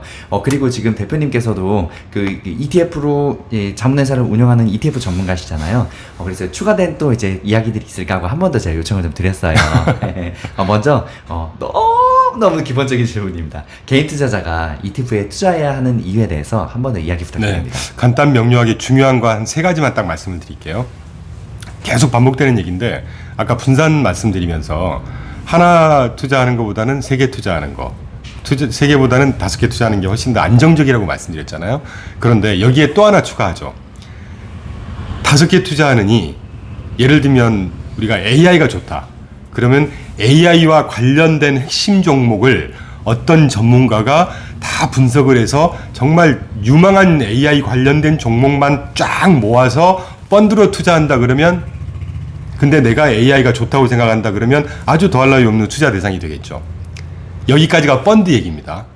그런데 그 펀드는 가입할 때 나올 때 해외 투자 펀드 같으면 길게는 뭐 15일씩 걸려요. 환매하는데. 근데 ETF는 어떤가요? 그러니까 여러분 아까 제가 용어 말씀드렸지만 어떤 거든 용어를 풀어 헤쳐보면 답이 다 있는 거예요. ETF가 뭐의 약자냐면 Exchange Traded Fund거든요. 익스체인지 거래소에서 트레이디드 거래가 되는 상장돼서 거래되는 펀드다. 펀드는 펀드인데 주식처럼 상장이 돼 있다는 얘기예요. 그러니까 펀드를 가입을 하면 가입하는데 적용되는 기준가도 하루 건너서 기다려야 되고 펀드에 내 돈이 들어가는 것도 한 2, 3일씩 걸리고 나올 때는 더 길게 걸리고 그런데 ETF는 어떤가요? 주식처럼 상장을 해놨으니까 바로바로 당일 매매가 가능하다는 겁니다. 미국은 물론 시장이 다르니까 하루가 더 걸리죠. 일단 여기서 첫째 장점이 있죠. 그리고 두 번째는 아까 넌지시 말씀드린 건데 전 세계에 우리나라 가장 큰 운용사가 얼마나 갖고 있는지 모르겠는데 뭐 미래에셋인가 삼성전자가 총 사이즈가 얼마나 될지 모르겠는데 미국 시장으로 가잖아요. 그냥 원 오브 댐 사이즈 정도 됩니다. 그러니까 사이즈가 모든 걸 말해주진 않지만 100조 운용하는 하우스보다 1000조 운용하는 하우스가 훨씬 더 정보가 많고 양질의 정보가 있고 더 많은 사람이 있지 않겠습니까? 그런 하우스들이 다 분석해서 검증해서 선별해 놓은 종목들만 모아놓은 걸 상장을 해놓은 게 해외 ETF예요. 그럼 일단 전문성을 활용할 수가 있죠. 그리고 분산 활용할 수가 있죠. 그리고 ETF는 최근에 단일 종목 ETF 나오긴 했지만 저는 그건 ETF라고 생각 안 합니다. 개인적으로. 그러려면 개인 종목 투자하지 뭐하러 그걸 또는 하여튼 기본적으로 ETF라고 하면 주식형 ETF 많은 건 몇백 개씩 갖고 있는 종목이 있고 몇천 개씩도 갖고 있습니다. 적은 게 뭐 100개, 50개, 가장 적은 게 뭐 50개, 100개예요. 기본적인 분산 자체가 되죠. 거듭 강조드리지만 아까 전문 운용사, 전 세계 유수의 운용사, 미국이 가장 합리화된 시장이고 선진국 시장이고 전 세계 투자 업계에서 침 좀 뱉는다는 전문가들이 다 참여하는 시장이잖아요. 그만큼 투명하고 효율적이라는 거죠. 그 시장에서 업계의 수위에 차지하고 있는 그리고 미국 시장 같은 데서 ETF 운용사로 이름을 날렸다는 얘기는 일단 검증 끝났다는 얘기입니다. 그러니까 전문가들의 운용 역량을 내가 활용할 수가 있다는 거, 유동성 또 당일 매매가 가능하다는 거. 마지막으로 일단 보수가 싸죠. 제가 자꾸 펀드하고만 비교하는데 펀드를 막 깎아내리자는 게 아니라 저도 펀드 업계에 20 몇 년 있었지만 펀드 다 좋습니다. 근데 펀드가 기본적으로 보수가 뭐 운용 보수, 판매 보수, 사무수탁 보수, 일반 사무관리 회사 보수 또는 숨어 있는 매매 비용은 ETF하고 똑같지만 개인적으로 직접 ETF를 투자한다고 하면 매매 비용은 펀드하고 비교할 필요가 없는 거거든요. 그러니까 펀드 비용이 기본적으로 주식형 기준으로 하면 2.5에서 3% 정도 돼요. 근데 ETF는 그런 보수가 있나요? 운용 보수 정도 있죠. 평균이 한 0.5% 정도 될 겁니다. 그러니까 펀드 보수 대비 거의 3분의 1도 안 된다는 거죠. 이런 장점이 있다는 거죠. 네. 그래서 ETF는 사실 그때도 간단히 말씀드렸지만 현존하는 금융상품 중에 가장 뭐라 그럴까요? 완벽한 투자 상품이지 않을까, 투자 대상이지 않을까 하는 생각을 하고 있습니다. 네. 네, 방금 또 펀드에 대한 이야기 잠깐 비교해 주셨는데, 와, 펀드 뭐 하나 예를 들어서 내가 펀드를 샀어, 들고 있는데 나오는데 15일 걸린다고요? 이게 진짜예요? 제가 또 하나 못 드린 게 있는데, 이런 걸 왜 투자해요? 투명성이라고 하는데, 여러분 펀드 투자해 보신 분도 아실 거예요. 내가 1억을 넣든 10억을 넣든 1000만 원을 넣건 내가 가입한 펀드에 어떤 종목을 갖고 있는지를 실시간으로 궁금해할 거 아닙니까? 안 줍니다. 운용사에서 안 줘요. 자본시장법상 줄 수 있다라고 돼 있지 줘야 한다가 아닙니다. 투자자가 달라고 하면 줘야 된다가 아니고요. 줄 수 있다라고 명시가 돼 있어요. 운용사에서 판단해서 안 줍니다. 겨우 주는 것도 3개월 전 거 주고 전체 종목 안 주고 탑10 정도 줍니다. ETF는 어떤가요? 네이버만 들어가서 찍으면 다 나옵니다. 해외 운용사, 미국에 있는 운용사 걱정하실 필요 없어요. 미국에 있는 운용사에 들어가면요. 모든 걸 실시간으로 다 공개합니다. 이 정도로 투명화되어 있는 투자 상품이 어디 있겠어요. 예. 네, 방금 투명성에 대한 중요한 이야기 해주셨는데요. 이번에 그 엔비디아 같은 경우도 그 실적 발표 난 다음에 떴잖아요. 네. 실적 발표 이제 전날 직전까지만 해도 그날은 당일날 1%가 하락을 했더라고요. 그런 거 보면 미국 시장은 진짜 투명하게 완전 정보가 완전 유출이 100% 안 되고 잘 공평하게. 그게 효율적이라는 거죠. 그렇죠. 효율적이라는 게 내 맘대로 할 수 있는 게 효율적이 아닙니다. 원칙이 있어야 되고 규칙이 있어야 되고 그 원칙과 규칙을 제대로 지키면서 플레이를 해야 이상한 짓들을 못 하는 거죠. 뭐 우리나라도 뭐 몇 년 전에 뭐 라임 옵티머스 최근에 또 무슨 주가 폭락 사태 뭐 이런 거 있었잖아요. 그게 다 투명하지 않고 효율적이지 않기 때문에 생기는 거예요. 그거를 활용하는 사람들 입장에서는 기회라고 해석할 수 있겠지만 저는 그건 기회라고 생각 안 합니다. 그런 것 때문에 이 주식시장, 자본시장에 대한 신뢰가 깎이고 뭐 저희 같은 사람들이 어려워지고 투자자들도 더 어려워지고 이런 것들이 비효율적인 거고 비투명한 시장이라는 거죠. 네.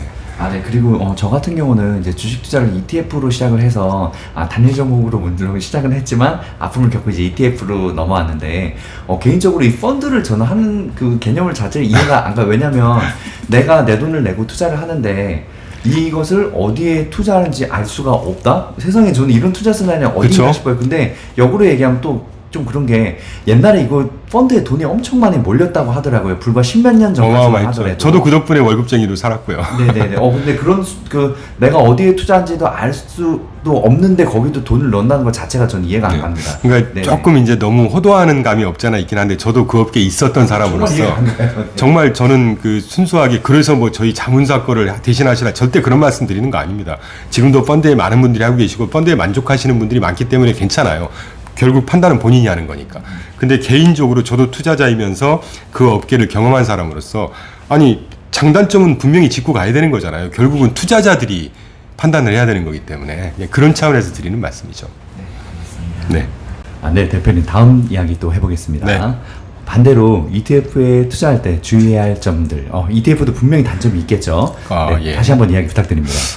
사실 단점이라고 딱 떠오르는 거는 없는데 주의해야 할 점이라기보다는 여러분께서 ETF를 투자하실 때 꼭 한 번쯤은 고민해 보셔야 되는 한 몇 가지만 언급드리고 싶은데 32페이지인데요. 운용 전략, 리서치 자료, 운용 성과, 규모, 운용 비용은 당연한 거 아니겠어요?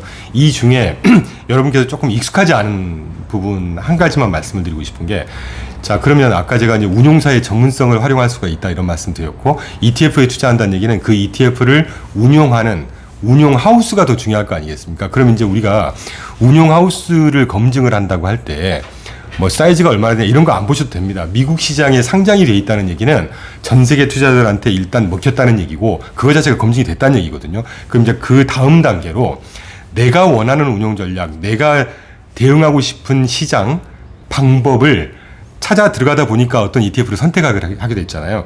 그러면 중요한 게 그 내가 기대하는 시장이 올라갈 때 같이 올라가거나 시장이 빠질 때 좀 덜 빠지거나 시장이 이렇게 이 사이드 워킹을 할 때 그때 잘 헤쳐나가거나 하는 어떤 실력이 있는지 또는 또 중요한 거가 그 하우스가 시장을 해석하는 스탠스라는 게 또 있습니다. 지난번에도 언급드렸지만 예를 들면 유로 시작하는 유럽계 어떤 운용회사는 중국을 좀 지나치게 좋게 보는 경향이 있다든가 또 주식 일변도를 굉장히 좋게 보는 경향이 있다든가 또 이제 P로 시작하는 미국의 채권으로 되게 유명한 하우스는 운용사는 워낙 채권으로 이제 워낙 유명한 회사다 보니까 채권을 좋아한다는 얘기는 경기를 되게 안 좋게 봐야 되는 경향이 있거든요.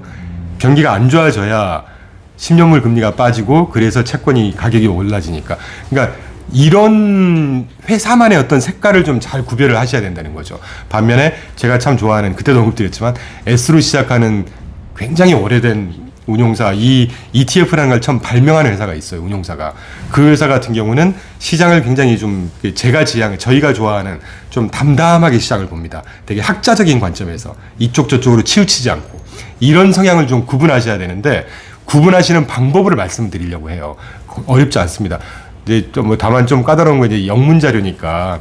근데 여러분 영어 공부하면 재밌잖아요. 모르는 단어 찾아보기도 하고 시간 내서 한 번씩 읽어보시기도 하고 보고서 길어봐야 뭐 한 4-5장이고 진짜 긴 건 한 10장짜리도 있는데 짧은 거면 한두 장짜리 나오니까 그 내가 선택한 ETF를 운용하는 운용회사는 항상 ETF 이름 앞에 다 써지잖아요. 예를 들면 뭐 SSGA, 스파이더가 SSGA라는 운용사가 운용하는 ETF 브랜드거든요. 우리나라 미래가 뭐 타이거, 삼성이 코덱스 하는 것처럼. 그러면 스파이더 ETF를 골랐으면 SSGA가 시장을 어떤 식으로 보는 하우스인지를 볼 때 ssga.com을 들어가시면요. 운용사 홈페이지가 다 있습니다. 거기에 리서치 보고서들을 다 공개를 해요. 그러니까 예를 들면 뭐 위클리 코멘터리도 올려놓고 쿼터리 코멘터리도 올려놓고 애뉴얼 전망도 올려놓고 그때 보고서들을 다 올려놓으니까 어떤 한 개를 딱 선택하셔가지고 한 1, 2주 딱 날짜를 잡으셔서 그 보고서를 한번 쭉 정독을 해보세요. 처음 한다고 당장 답은 안 나오겠죠. 공부하고 더 좋잖아요. 그 뛰어난 사람들이 어떻게 해석을 하고 어떻게 보는지를. 또 이제 영어로 read between the line이라고 하는데 그런 한두 줄 문장이 정말 그 포함하고 있는 내포하고 있는 임플리케이션 같은 걸 딱 깨달을 때 되게 저는 좀 희열을 느끼거든요. 그런 기쁨도 좀 맛보시면서 공부를 좀 해보시다 보면 이 하우스가 얘기하는 게 되게 주식을 좀 너무 좋게 보네. 채권만 너무 좋게 보네. 얘네들은 좀 균형 잡힌 시각이 있구나. 이런 게 구분이 되실 거예요.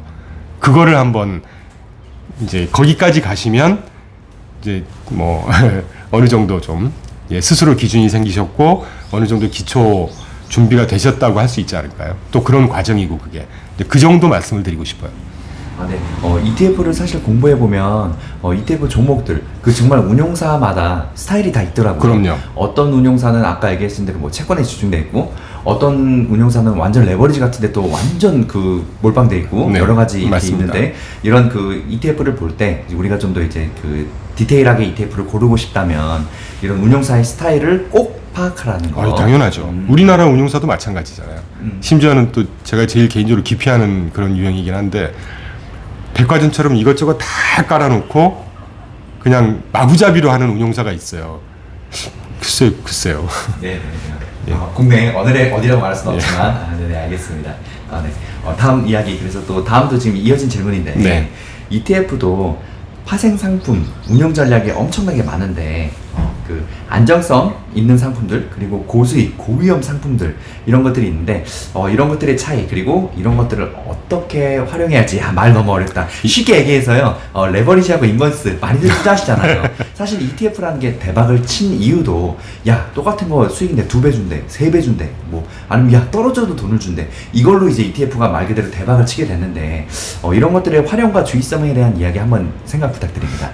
조금 편향이 있을 수 있습니다. 어차피 저도 제 개인 의견이나 저희 하우스의 의견을 빗대서 설명드리는 거니까 아까 사실 아드님께서 먼저 질문을 주셨다가 마지막에 이제 인버스 레버리지로 질문을 좁혀 주셔서 그나마 쉽긴 한데 그 전에 하셨던 질문 파생 상품을 활용해 이거 진짜 어려운 얘기거든요.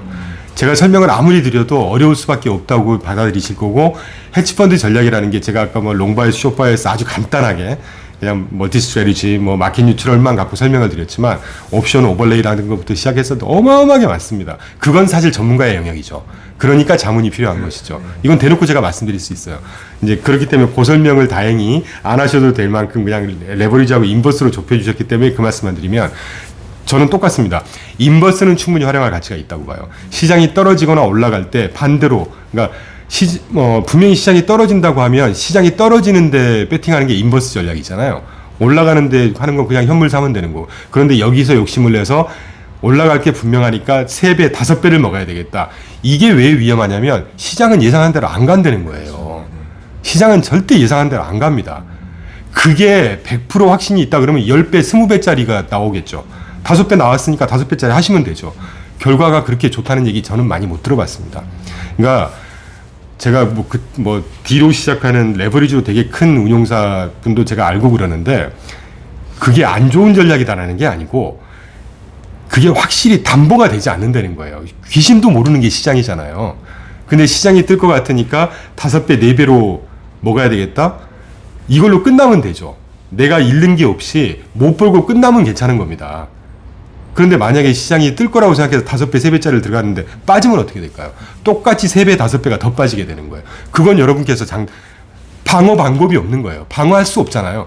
그게 리스크고 그게 위험 관리가 안 된다는 겁니다. 심플해요. 그래서 되도록이면 제 말씀을 조금 더 신뢰를 주신다고 하면 인버스는 적절히 활용할 수 있다. 그 인버스가 가능하게 하고 레버리지가 가능하게 하는 수단, 운용 전략의 수단이 파생상품이거든요. 근데 이제 파생상품에 대한 설명은 빼기로 하고 그건 조금 전문가의 영역이고 어려우니까 그래서 다시 한번 결론 드리면 인버스는 충분히 가능하지만 그 활용할 가치가 있다고 저는 생각을 하지만 레버리지는 조금 이게 장담이 안 되기 때문에 시장이라는 게 아무도 모르는 거지 않습니까? 어떻게 될지. 저희 하우스 같은 경우도 이렇게 다 아는 것 같은 설명을 드려도 어제 같은 시장에 저희도 빠졌습니다. 올라갈 때 빠지기도 해요. 반면에 저희 같은 경우 이제 포트폴리오를 좀 독특하게 짜놔서 이제 빠질 때 오르거나 올라갈 때 참여하지만 빠질 때 훨씬 덜 빠지고 이런 케이스거든요. 에도 불구하고 어제 올랐는데도 저희께 빠지는 포트폴리오가 있어요. 저희도 모르는 겁니다. 그건. 그러니까 분산하는 거고 그러니까 덜 빠지거나 더 빠지거나 하는 미연에 방지하기 위해서 레버리지를 금지하고 있는 것이죠. 예, 그 정도 설명을 드리면 될 것 같아요. 네. 그 이어진 질문도 그래서 레버리지에 대한 질문을 또 가져와 봤어요. 네. 저희 1편에서 레버리지 투자 큰 수익을 올릴 수는 있지만 투자의 첫 번째 목표, 내 자산을 안전하게 지키는 방법. 근데 레버리지는 이것에 가장 위배되는 투자 방법이라고 되게 강조해서 말씀해 주셨어요. 그래서 투자와 투기에 대한 이야기, 네. 그게 제가 들었었는데 네. 한 번 더 이야기 한번 부탁드립니다. 제가 33페이지 다시 정리를 좀 해봤는데 그러니까 참 이게 투자와 투기를 딱 무 자르듯이 가르는 건 참 애매하죠. 그래도 기억해야죠 우리가. 그렇죠. 네. 반드시 기억해야죠. 그러니까 본격적으로 말씀드리기에 앞서서 레버리지를 갖고 우리가 예를 든다고 하면 1배, 2배 정도? 그게 투기일까? 모르겠어요. 근데 이게 2배 넘고 3배, 5배 가면 이건 투기라고 봐요, 저는. 왜냐하면 일단 예상이 안 돼. 예상의 범주를 넘어가 버리거든요. 모든 게 우리가 예상이 빗나갈지언정 예상에 근거를 해서 그래서 분석하고 공부하고 리서치를 하는 거 아니겠습니까? 그 예상의 바운더리 안에 있어야죠. 그래야 우리가 뭔가를 좀 컨트롤할 수가 있는 거잖아요. 근데 컨트롤 영역을 넘어가 버리면 그게 과도한 레버리지인 거고 그게 투기 영역으로 가버린다고 저는 생각해요. 그래서 굳이 33페이지 좌측 테이블을 통해서 제가 구분드리고 싶은 것은 일단 투자라고 하는 것은 중장기로 접근을 할 수 있는 토대가 된 게 투자라고 봐요. 자, 주식 투자 내가 손실을 한 20% 봤다. 근데 분명히 이 종목이 펀더멘털도 그렇고 매출도 그렇고 영업이익도 그렇고 우상향할 것 같아. 들려오는 소식이 좋아. 애널리스트 전망들이 되게 좋아. 그래 20% 마이너스지만 1년 동안 20%였는데 2년이고 3년이고 내가 기다리지 뭐. 분명히 이건 좋을 것 같으니까. 이렇게 활용할 수가 있는 거잖아요.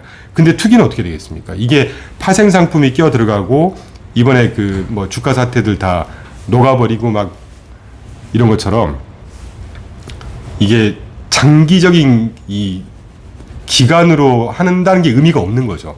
투기에서 만약에 벌면 좋지만 잃어버리면 거기서는 분명히 이제 마진콜을 당한다거나 계좌 자체가 녹아버릴 거기 때문에 1억을 넣어놨는데 속된표 작살 나서 4천만 원, 3천만 원이 됐어요. 이게 오른다고 한들 더 올라야 그게 회복이 되는 겁니다.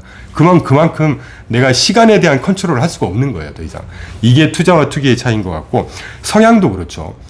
투자는 기본적인 베이스가 적당히 먹고 적당히 벌자, 또는 잃어도 적당히 잃자, 에서부터 시작하는 게 투자라고 봐요. 근데 투기는 잃든 먹든 간에, 아까 제가 왜 그 중국 종목 가지고 마이너스 75%일 때 마음 딱 정리하고 그냥 했던 것처럼, 그게 투기죠, 사실은. 운이 좋아서 똔똔해서 나왔지만, 이거는 완전히 고위험 고수익이죠.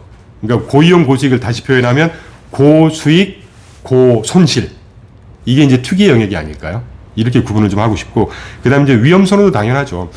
투자라고 하는 거는 적당한 수준에, 그러니까 이를테면 좀 보수적인 성향이라고 한다면, 뭐 투기는 좋은 표현으로 굉장히 적극적이고, 안 좋은 표현으로 굉장히 무모한 거죠. 이게 좀 차이인 것 같고, 그리고 투자를 접근하는 이 어떤 이 방향에 있어서도 저희 하우스가 견지하고 있는 펀더멘털 접근을 하는 거. 물론 펀더멘털 접근을 다른 표현으로 하면 이런 말씀 드린다고 제가 절대 그 차트를 하시는 분들을 절대 폄하하는 거 아닙니다. 생각의 차이니까요. 저희는 차트 분석 따로 안 하거든요. 차트 분석이 크게 의미는 없다고 봐요. 왜냐하면 저희는 기업을 예를 든다면 기업의 매출이 얼마나 성장하고 있고, 그 회사가 하고 있는 비즈니스가 얼마나 시장에서 가치가 있고, 그 회사가 판매하고 있는 상품이 얼마나 마케터빌리티가 있고, 시장에서 가격 결정력이 있고 잘 받아들여지는지를 보는 게 펀더멘털이고, 그걸 수치로 표현하는 게 영업이익 성장성, 뭐 배당이 얼마나 꾸준하게 늘어나고 있는지, 그리고 뭐 순수익이 얼마나 꾸준하게 성장성이 좋은지, 뭐 매출이 꾸준하게 증가하고 있는지, 또는 부채율이 점점 줄어들고 있는지, 이런 것들을 보는 게 펀더멘털이라고 한다면, 투기는 말 그대로 이거 분명히 갈 거야. 자, 예를 들면 뭐 제가 여러분께 비판을 드릴 각오를 하고 말씀드립니다. 가상화폐가 어떤 펀더멘털이 있을까요? 가상화폐를 우리가, 크립토커런시가 어떤 펀더멘털이 있나요? 어떤 펀더멘털을 기대하고 투자를 하나요? 아무것도 없습니다. 올라갈 거니까 투자하는 거예요, 그냥. 맞아요. 너도 나도 사서 올라갈 거니까 투자. 이게 투기라는 거죠. 네. 물론 그렇게 해서 돈 많이 번 제 후배도 있습니다. 아파트 사고. 그런데 저는 절대 부럽지 않아요, 그런 게. 그러니까 이게 투기와 투자의 차이라는 거고, 투자 대상에서도 차이가 있죠. 우리가 보통 얘기하는 부동산, 주식, 채권, 인프라, 이런 것들이 투자의 대상이라고 한다면, 투기의 대상은 일단 우리가 많이 아는 것 중에서도 투자 채권보다는 파생 상품의 영역이 조금 투기의 영역에 가깝겠죠. 그리고 아까 말씀드렸던 가상화폐는 단연 투기의 영역이고요.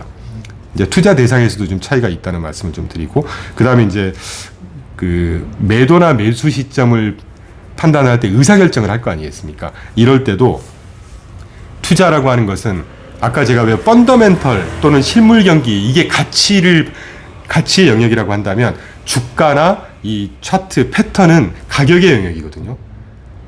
그래도 가치나 가격까지는 투자의 영역이라고 봐요.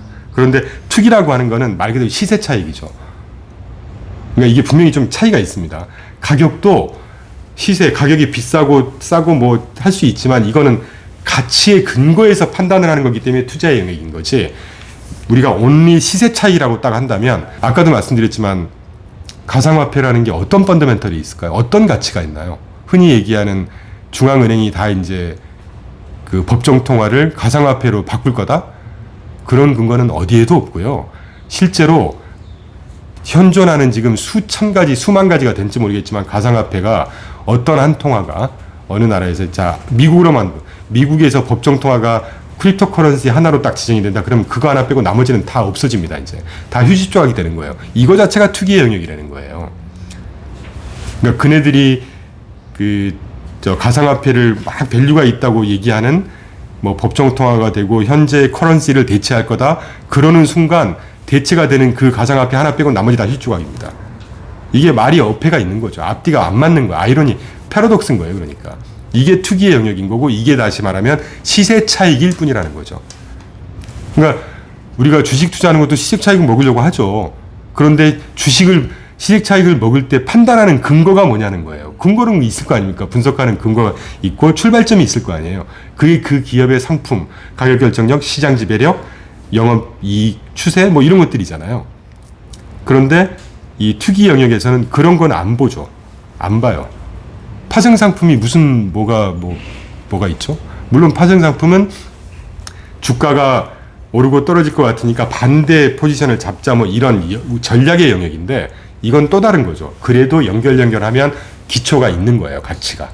근데 크립토커런시 예를 들면 이런 아이들은 가치가 없죠. 밸류가 없어요. 그냥 프라이스만 있는 거지. 그냥 오로지 프라이스 하나만 보고 하는 게 시세 차익이라는 말씀을 이제 좀 구구절절 드렸는데 이런 게 이제 투자와 투기를 좀 구분할 수 있는 차이가 아닌가 하는 생각이 듭니다. 네. 지금 좋은 말씀으로 비유를 하나 해주셨는데 일단 투자는 우리가 시간에 대한 개념으로 중장기적으로 접근할 수 있는 것들 그리고 또 하나 이런 시간이 컨트롤이 가능한 것들 그렇죠. 그리고 그만큼 상품에 대한 가치가 정확히 뚜렷하게 있는 것들이 이제 그렇죠. 투자인데 지금 비트코인이나 이런 코인에 대한 비유를 잘 해주셨습니다. 코인은 이 기업이 뭐 될 것 같아 그 단계 없죠. 그 단계 없죠. 없다. 그냥 이거 돈 벌 것 같아. 그런 것들 맹목적으로 그 정확한 이제 그 투자에 대한 목표나 기업 분석이나 이런 거 전혀 없이 그냥 뜨겠다 들어가자 그러니까 이런 좀 것들 우아한 표현으로 우리가 영어로 언더라잉 에셋이라고 하거든요. 언더라잉 기초 자산. 주가의 기초 자산은 기업이잖아요. 기업의 실적이잖아요. 가상화폐는 이 가상화폐 가격을 떠받치는 언더라잉 에셋이 없다는 거예요.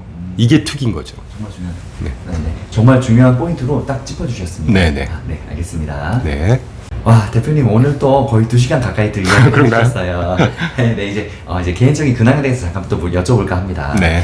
자문회사 대표님이시잖아요. 네. 사실 또 유튜브에 나오신 이유가 여러 가지 이유가 있지만 홍보 결국은 목적이 있죠. 그 자문 서비스를 당연히 프로모션을 해야 되잖아요. 그럼요. 그래서 지금 하시는 자문 서비스 어떻게 진행되고 있는지 좀 네. 이야기 한번 부탁드려요. 저희가 원래 2018년부터 시작했던 자문사를 인수를 했어요. 재작년에 2021년 말에. 그래서 본격적으로 저희가 시작을 한 거는 작년 1월부터 저희가 이제 레그넘이라는 이름으로 타이틀로 시작을 했고, 사실 저희 업계라는 게 운용 성과를 좀 일단 만들어야 되는 그런 특수한 그런 환경이 좀 있어요. 그래서 작년 한 해는 수익률을 만드는 해였고, 내부적인 어떤 그 이것저것 다 준비하는 해였다면, 이제 올해부터 좀 본격적으로 이제 세일즈도 하고 있고, 그래서 사실 아까 말씀 주신 대로 유튜브도 나오고 있고 그런데, 그래도 최근에 뭐 욕심이라는 게 끝이 없는 거잖아요.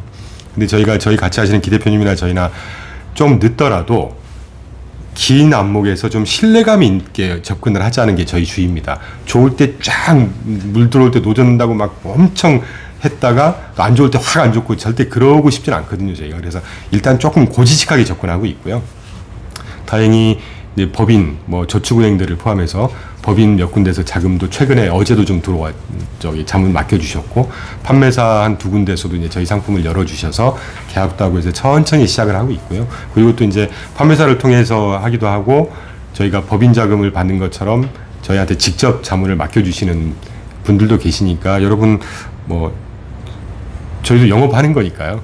여러분이 저희가 보는 이 친구들은 좀 시장을 담담하게 잘 보는구나, 믿어도 되겠구나 하는 생각이 드신다고 하면 저희 회사 연락 주셔서 자문도 맡겨주시고, 또는 자문이 아니시더라도 시장을 궁금하고 하는 거 있으실 때, 오늘 저 힐링 여행자에서 하는 댓글, 앞으로는 댓글에도 질문이 있으시면 제가 그때그때 보고 좀 답변도 달아드리면 좋겠다는 생각이 들더라고요. 그래서 제가 부탁 한번 드렸거든요. 예. 그렇게도 좀 하고, 저희 자체 유튜브도 레그넘 글로벌 투자 또는 레그넘 투자자문 찍으시면 저희가 만들어서 하고 있고, 아직은 어색하긴 한데 저희 딴에는 저희가 할 수 있는 좀 깊은 얘기들을 가끔 올리고 있습니다.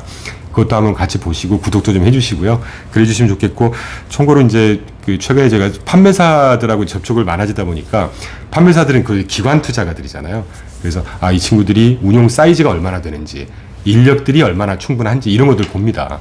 그래서 저희가 작년에 이제 3명으로 했다가 올해 어제부터 이제 계약도 한 분 했고, 그래서 다음 달에 계약해서 총 비상감사 빼고 홍보해 주시는 분 한 분 해서 총 이제 5명, 비상감사 빼고 5명으로 위용을 좀 갖췄습니다. 그 정도면 어제 계약한 분도 그렇고 다음 달부터 출근하시는 분도 그렇고, 워낙 백그라운드가 워낙 좋으시고, 유학 갔다 오시고 정말 저보다 더 좋은 회사에 다 근무하셨던 저희 선배님들이세요. 그래서 아울러서 저희는 좀 이제 관록이 있으신 분들하고 일을 하려고 합니다.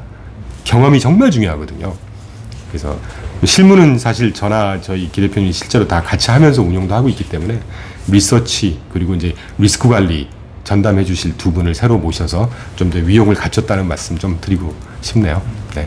네, 또 자문 회사들의 역할이 사실 자문이라는 게 개인 투자자분들은 자문을 하기가 쉽지는 않아요. 일단 액수부터도 그렇고 돈 벌기가 쉽지가 않아서. 그런데 개인 투자자들 뿐만 아니라 또 부자들.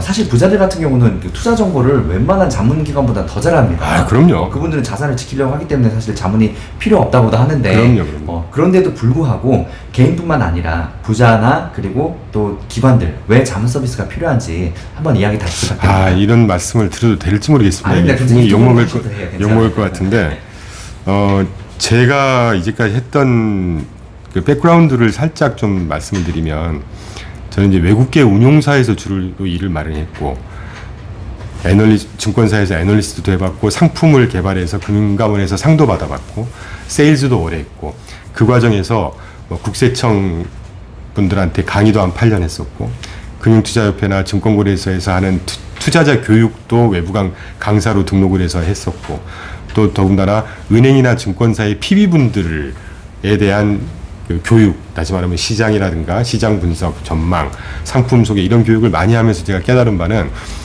저를 포함해서 이 시장의 모든 전문가라고 하는 전문가, 비전문가 다 포함해서 시장의 왕도는 없는 거예요.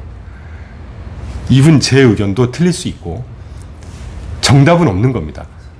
그러니까 어떤 기관 투자가에 계신 물론 훌륭하신 분들 많죠. 그러니까 그분들을 폄하하자는 게 아니라 시장은 그만큼 복잡다단하고 정말 누가 뛰어난데 그분보다 몇 곱절 뛰어난 분들이 있을 수밖에 없어요.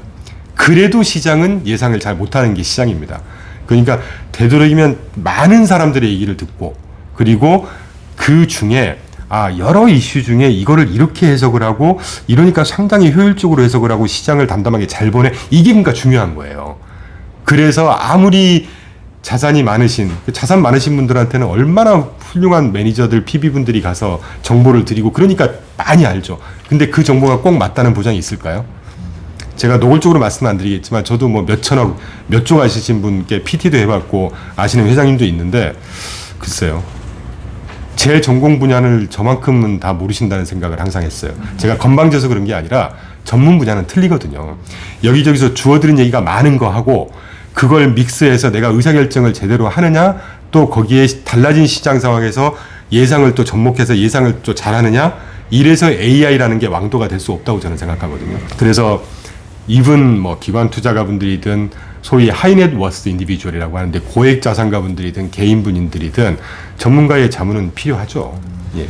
대표님 그 지금 자문회사에서도 그 상품 운영하고 계시잖아요. 상품 이야기 한번 부탁드립니다. 몇 가지 테마가 있었죠. 네네. 제가 이름이 기억나는 게 이노베이션 포트폴리오, 네네네. 그다음에 인컴형 포트폴리오였나? 아니요. 네, 아무튼 몇 가지 있었어요. 저희 홍보할 수 있도록 질문해 주셔서 너무 감사드립니다. 네, 저도 그 투자에 대한 좀 이해도를 좀 넓히고 싶어서. 저희는 그 35페이지에 그냥 정리를 해왔어요. 지난 4월 말 기준으로 저희 포트폴리오 운용 수익률 테이블인데요. 저희가 4개의 상품을 운용하고 있습니다. 그 자산 배분형. 저희가 늘 말씀드렸던 여러 자산 공간에 9개 구분해서 하부 운용 전략 40개로 구분하고 시장을 미세 대응하자. 이게 자산 배분형 영어로 에셋 앨로케이션. 이 좀 짙은 색깔로 칠해놓은 제일 위에 있는 에셋 앨로케이션 상품이 하나 있고요. 그 다음에 대체 자산으로만 포트폴리오를 짠 게 있어요. 근데 대체 자산이라고 하면 전통 자산, 주식 채권과 상관관계가 낮기 때문에 주식 채권이 흔들리는 거하고 상관없이 일정하게 수익을 낸다라는 게 이제 저희 모토거든요. 근데 물론 이 대체 자산도 항상 좋진 않습니다. 금리가 오르고 떨어지고 시장 환경에 따라서 최근에 부동산 좀 안 좋고 있잖아요. 저희는 바닥이라고 보고 있는데 이제 뭐 그렇다고 해서 항상 좋지는 않아요. 그래서 대체 자산으로만 구성되어 있는 포트폴리오 얼터너티브 포트폴리오라는 걸 또 운용을 하고 있고 그 다음에 세 번째가 이노베이션이라고 해서 아까 언급 주신 테마형. 최근 같은 경우는 AI, 뭐 인공지능, 그러니까 전기차, 뭐 사이버, 그다음 로봇, 뭐 이런 테마들을 저희가 고르는 거에 좀 차별점이 있죠. 생산성이라든지 혁신을 기반으로 해서 시장의 메가 트렌드를 형성할 또는 정책 수혜를 받으면서 새로운 주도주가 될 이런 것들만 골라놓은 게 저희 이노베이션, 그러니까 주식형이에요. 이거는 실제로 포트폴리오라고 하고 있고, 그다음에 이제 네 번째가 디펜시브라고 해서 좀 안정형. 근데 여러분 보통 안정형이라고 하면 채권을 위주로 생각하시잖아요. 저희가 보는 채권은 생각보다 위험한 자산이 채권입니다. 위험하다기보다는 굉장히 공부를 많이 해야 되는 자산이 채권이에요. 그래서 저희 디펜시브 포트폴리오는 아까 말씀드렸던 대체 자산 중에 헤지펀드나 실물 자산을 반 섞고 한 60% 섞고 나머지 40%를 가지고 채권 부분을 넣어서 채권을 오히려 자산 배분을 적극적으로 하자는 컨셉입니다. 이 네 가지 상품을 운영하고 있고 수익률은 보시면 뭐 연초 이후를 좀 보죠. 연초 이후에 4월 말까지 자산 배분이 한 7.2%, 대체 자산이 조금 이제 부진했어요. 왜냐하면 최근에 금리 올리고 이러면서 부동산 값이 좀 빠지고 이러면서 0.8%, 그다음에 이노베이션 테마형이 한 10.2%, 그다음에 디펜시브가 선방을 많이 했어요. 저희가 나름 타이밍을 좀 보고 들어갔거든요. 그래서 한 9% 가까이 수익을 내고 있고요. 지금은 조금 빠졌겠네요. 시장이 좀 흔들거렸으니까. 근데 이노베이션이 최근에 챗GPT 그 엔비디아 반도체 덕분에 이노베이션이 상당히 수익이 좀 많이 나 있죠, 지금. 그래서 그렇게 하고 있으니까요. 혹시 여러분 관심이 있으시면 질문도 주시고 연락 주시면 저희가 친절하게 안내해 드리겠습니다. 일단 질문 주셔서 너무 감사합니다. 아, 네, 알겠습니다. 네, 대표님 오늘 이제 인터뷰가 다 끝났는데 네. 마지막으로 투자자분들에게 투자를 하실 때 가장 중요한 당부의 말씀 또 하나 부탁드립니다. 좀 겸손해야 될 것 같아요. 저도 사실 겸손하지 못한 사람이었고, 그런데 내 인간성 차원의 겸손보다 시장을 절대 이기려고 하면 안 됩니다. 그냥 시장은 따라가면서 그때그때 대응해가는 게 가장 확률이 높은 것 같아요. 어떤 걸 예상을 해서, 물론 대박이 나는 경우들이 종종 있죠. 우리나라의 뭐 증권사도 인수하시고 하셨던 이런 분들이 있지만, 그런 분들은 대부분이 보면 주식시장에서 돈을 번 게 아니고요. 프리-IPO 시장부터 투자를 해갖고 정말 초대박이 난 케이스입니다. 그거는 정말 10년, 20년 확률 10% 미만. 근데 주식시장, 상장시장에서 우리가 수익을 내려면 겸손해야 됩니다, 일단. 그러니까 누가 이렇게 얘기를 했으니까 진짜 그렇게 될 거야. 이것도 겸손하지 말아야 될 부분이고. 그리고 내가 이랬는데 이렇게 당연히 됐어야지. 이런 거. 시장은 그냥 쉽게 표현드리면 그냥 이걸 보통 뭐 추종을 해야 되느냐, 선도를 해야 돼 이렇게 표현하는데, 추종, 선도는 조금 감이 틀리고요. 시장은 그때그때 대응해 가는 겁니다. 시장이 10% 올랐는데 내가 8%만 먹으면 어떻습니까? 꼭 시장이 10% 올랐는데 내가 15% 먹어야 되나요? 거기서 만족해야 되는 것이죠. 그런 면에서 좀 겸손하게 접근하시다 보면, 내가 이 종목을 하려면 내가 알아야 되겠구나. 공부를 해야 되겠네. 뭘 공부해야 되지? 힐링 여행자 찾아보고, 책 찾아보고, 요새 인터넷 너무 좋잖아요. 정보의 홍수지 않습니까? 찾아보고. 이러시다 보면 여러분들의 스스로의 금융지수, 금융지식이 함양이 되실 거예요. 네, 그런 말씀을 마지막으로 드리고 싶어요. 네, 투자에 대한 마인드를 강조하셨는데 중요한 이야기 해주셨습니다. 시장은 따라가면서 대응하라고. 왜냐? 우리가 시장을 앞서갈 수가 당연히 없기 때문이죠. 이게 시장 먼저 이슈가 나면 그것들에 대해서 어떻게 대응할지 그런 것들을 기본적으로 연구를 많이 해라. 네. 네. 물론 죄송하지만 앞서갈 수는 있죠. 확률이 굉장히 떨어지고요. 그러다가 거꾸로 타면 어떡합니까? 예상처럼 안 되면 어떡할까요? 큰일 나는 거죠. 그럼요. 그럴 가능성을 줄이는 거가 위험 관리인 거고, 투자의 첫걸음이 위험 관리입니다. 다시 한번 말씀드리면, 투자의 첫걸음은요, 수익을 낼 상품을 찾는 게 아니라 내가 내 자산을 안전하게 지키는 방법을 먼저 생각한 다음에 대상을 찾는 거예요. 예. 네, 마지막에 가장 기본 우리가 투자의 기초 본질로 돌아가야 하는 그 중요한 이야기 해주셨어요. 네. 자산을 지키는 것에서 시작돼야 된다. 당연하죠. 네. 대표님 오늘 인터뷰 나와주셔서 감사합니다. 네, 오늘 불러주셔서 감사합니다. 또 다음에 부탁드립니다. 또 불러주십시오. 감사합니다. 감사합니다. 네.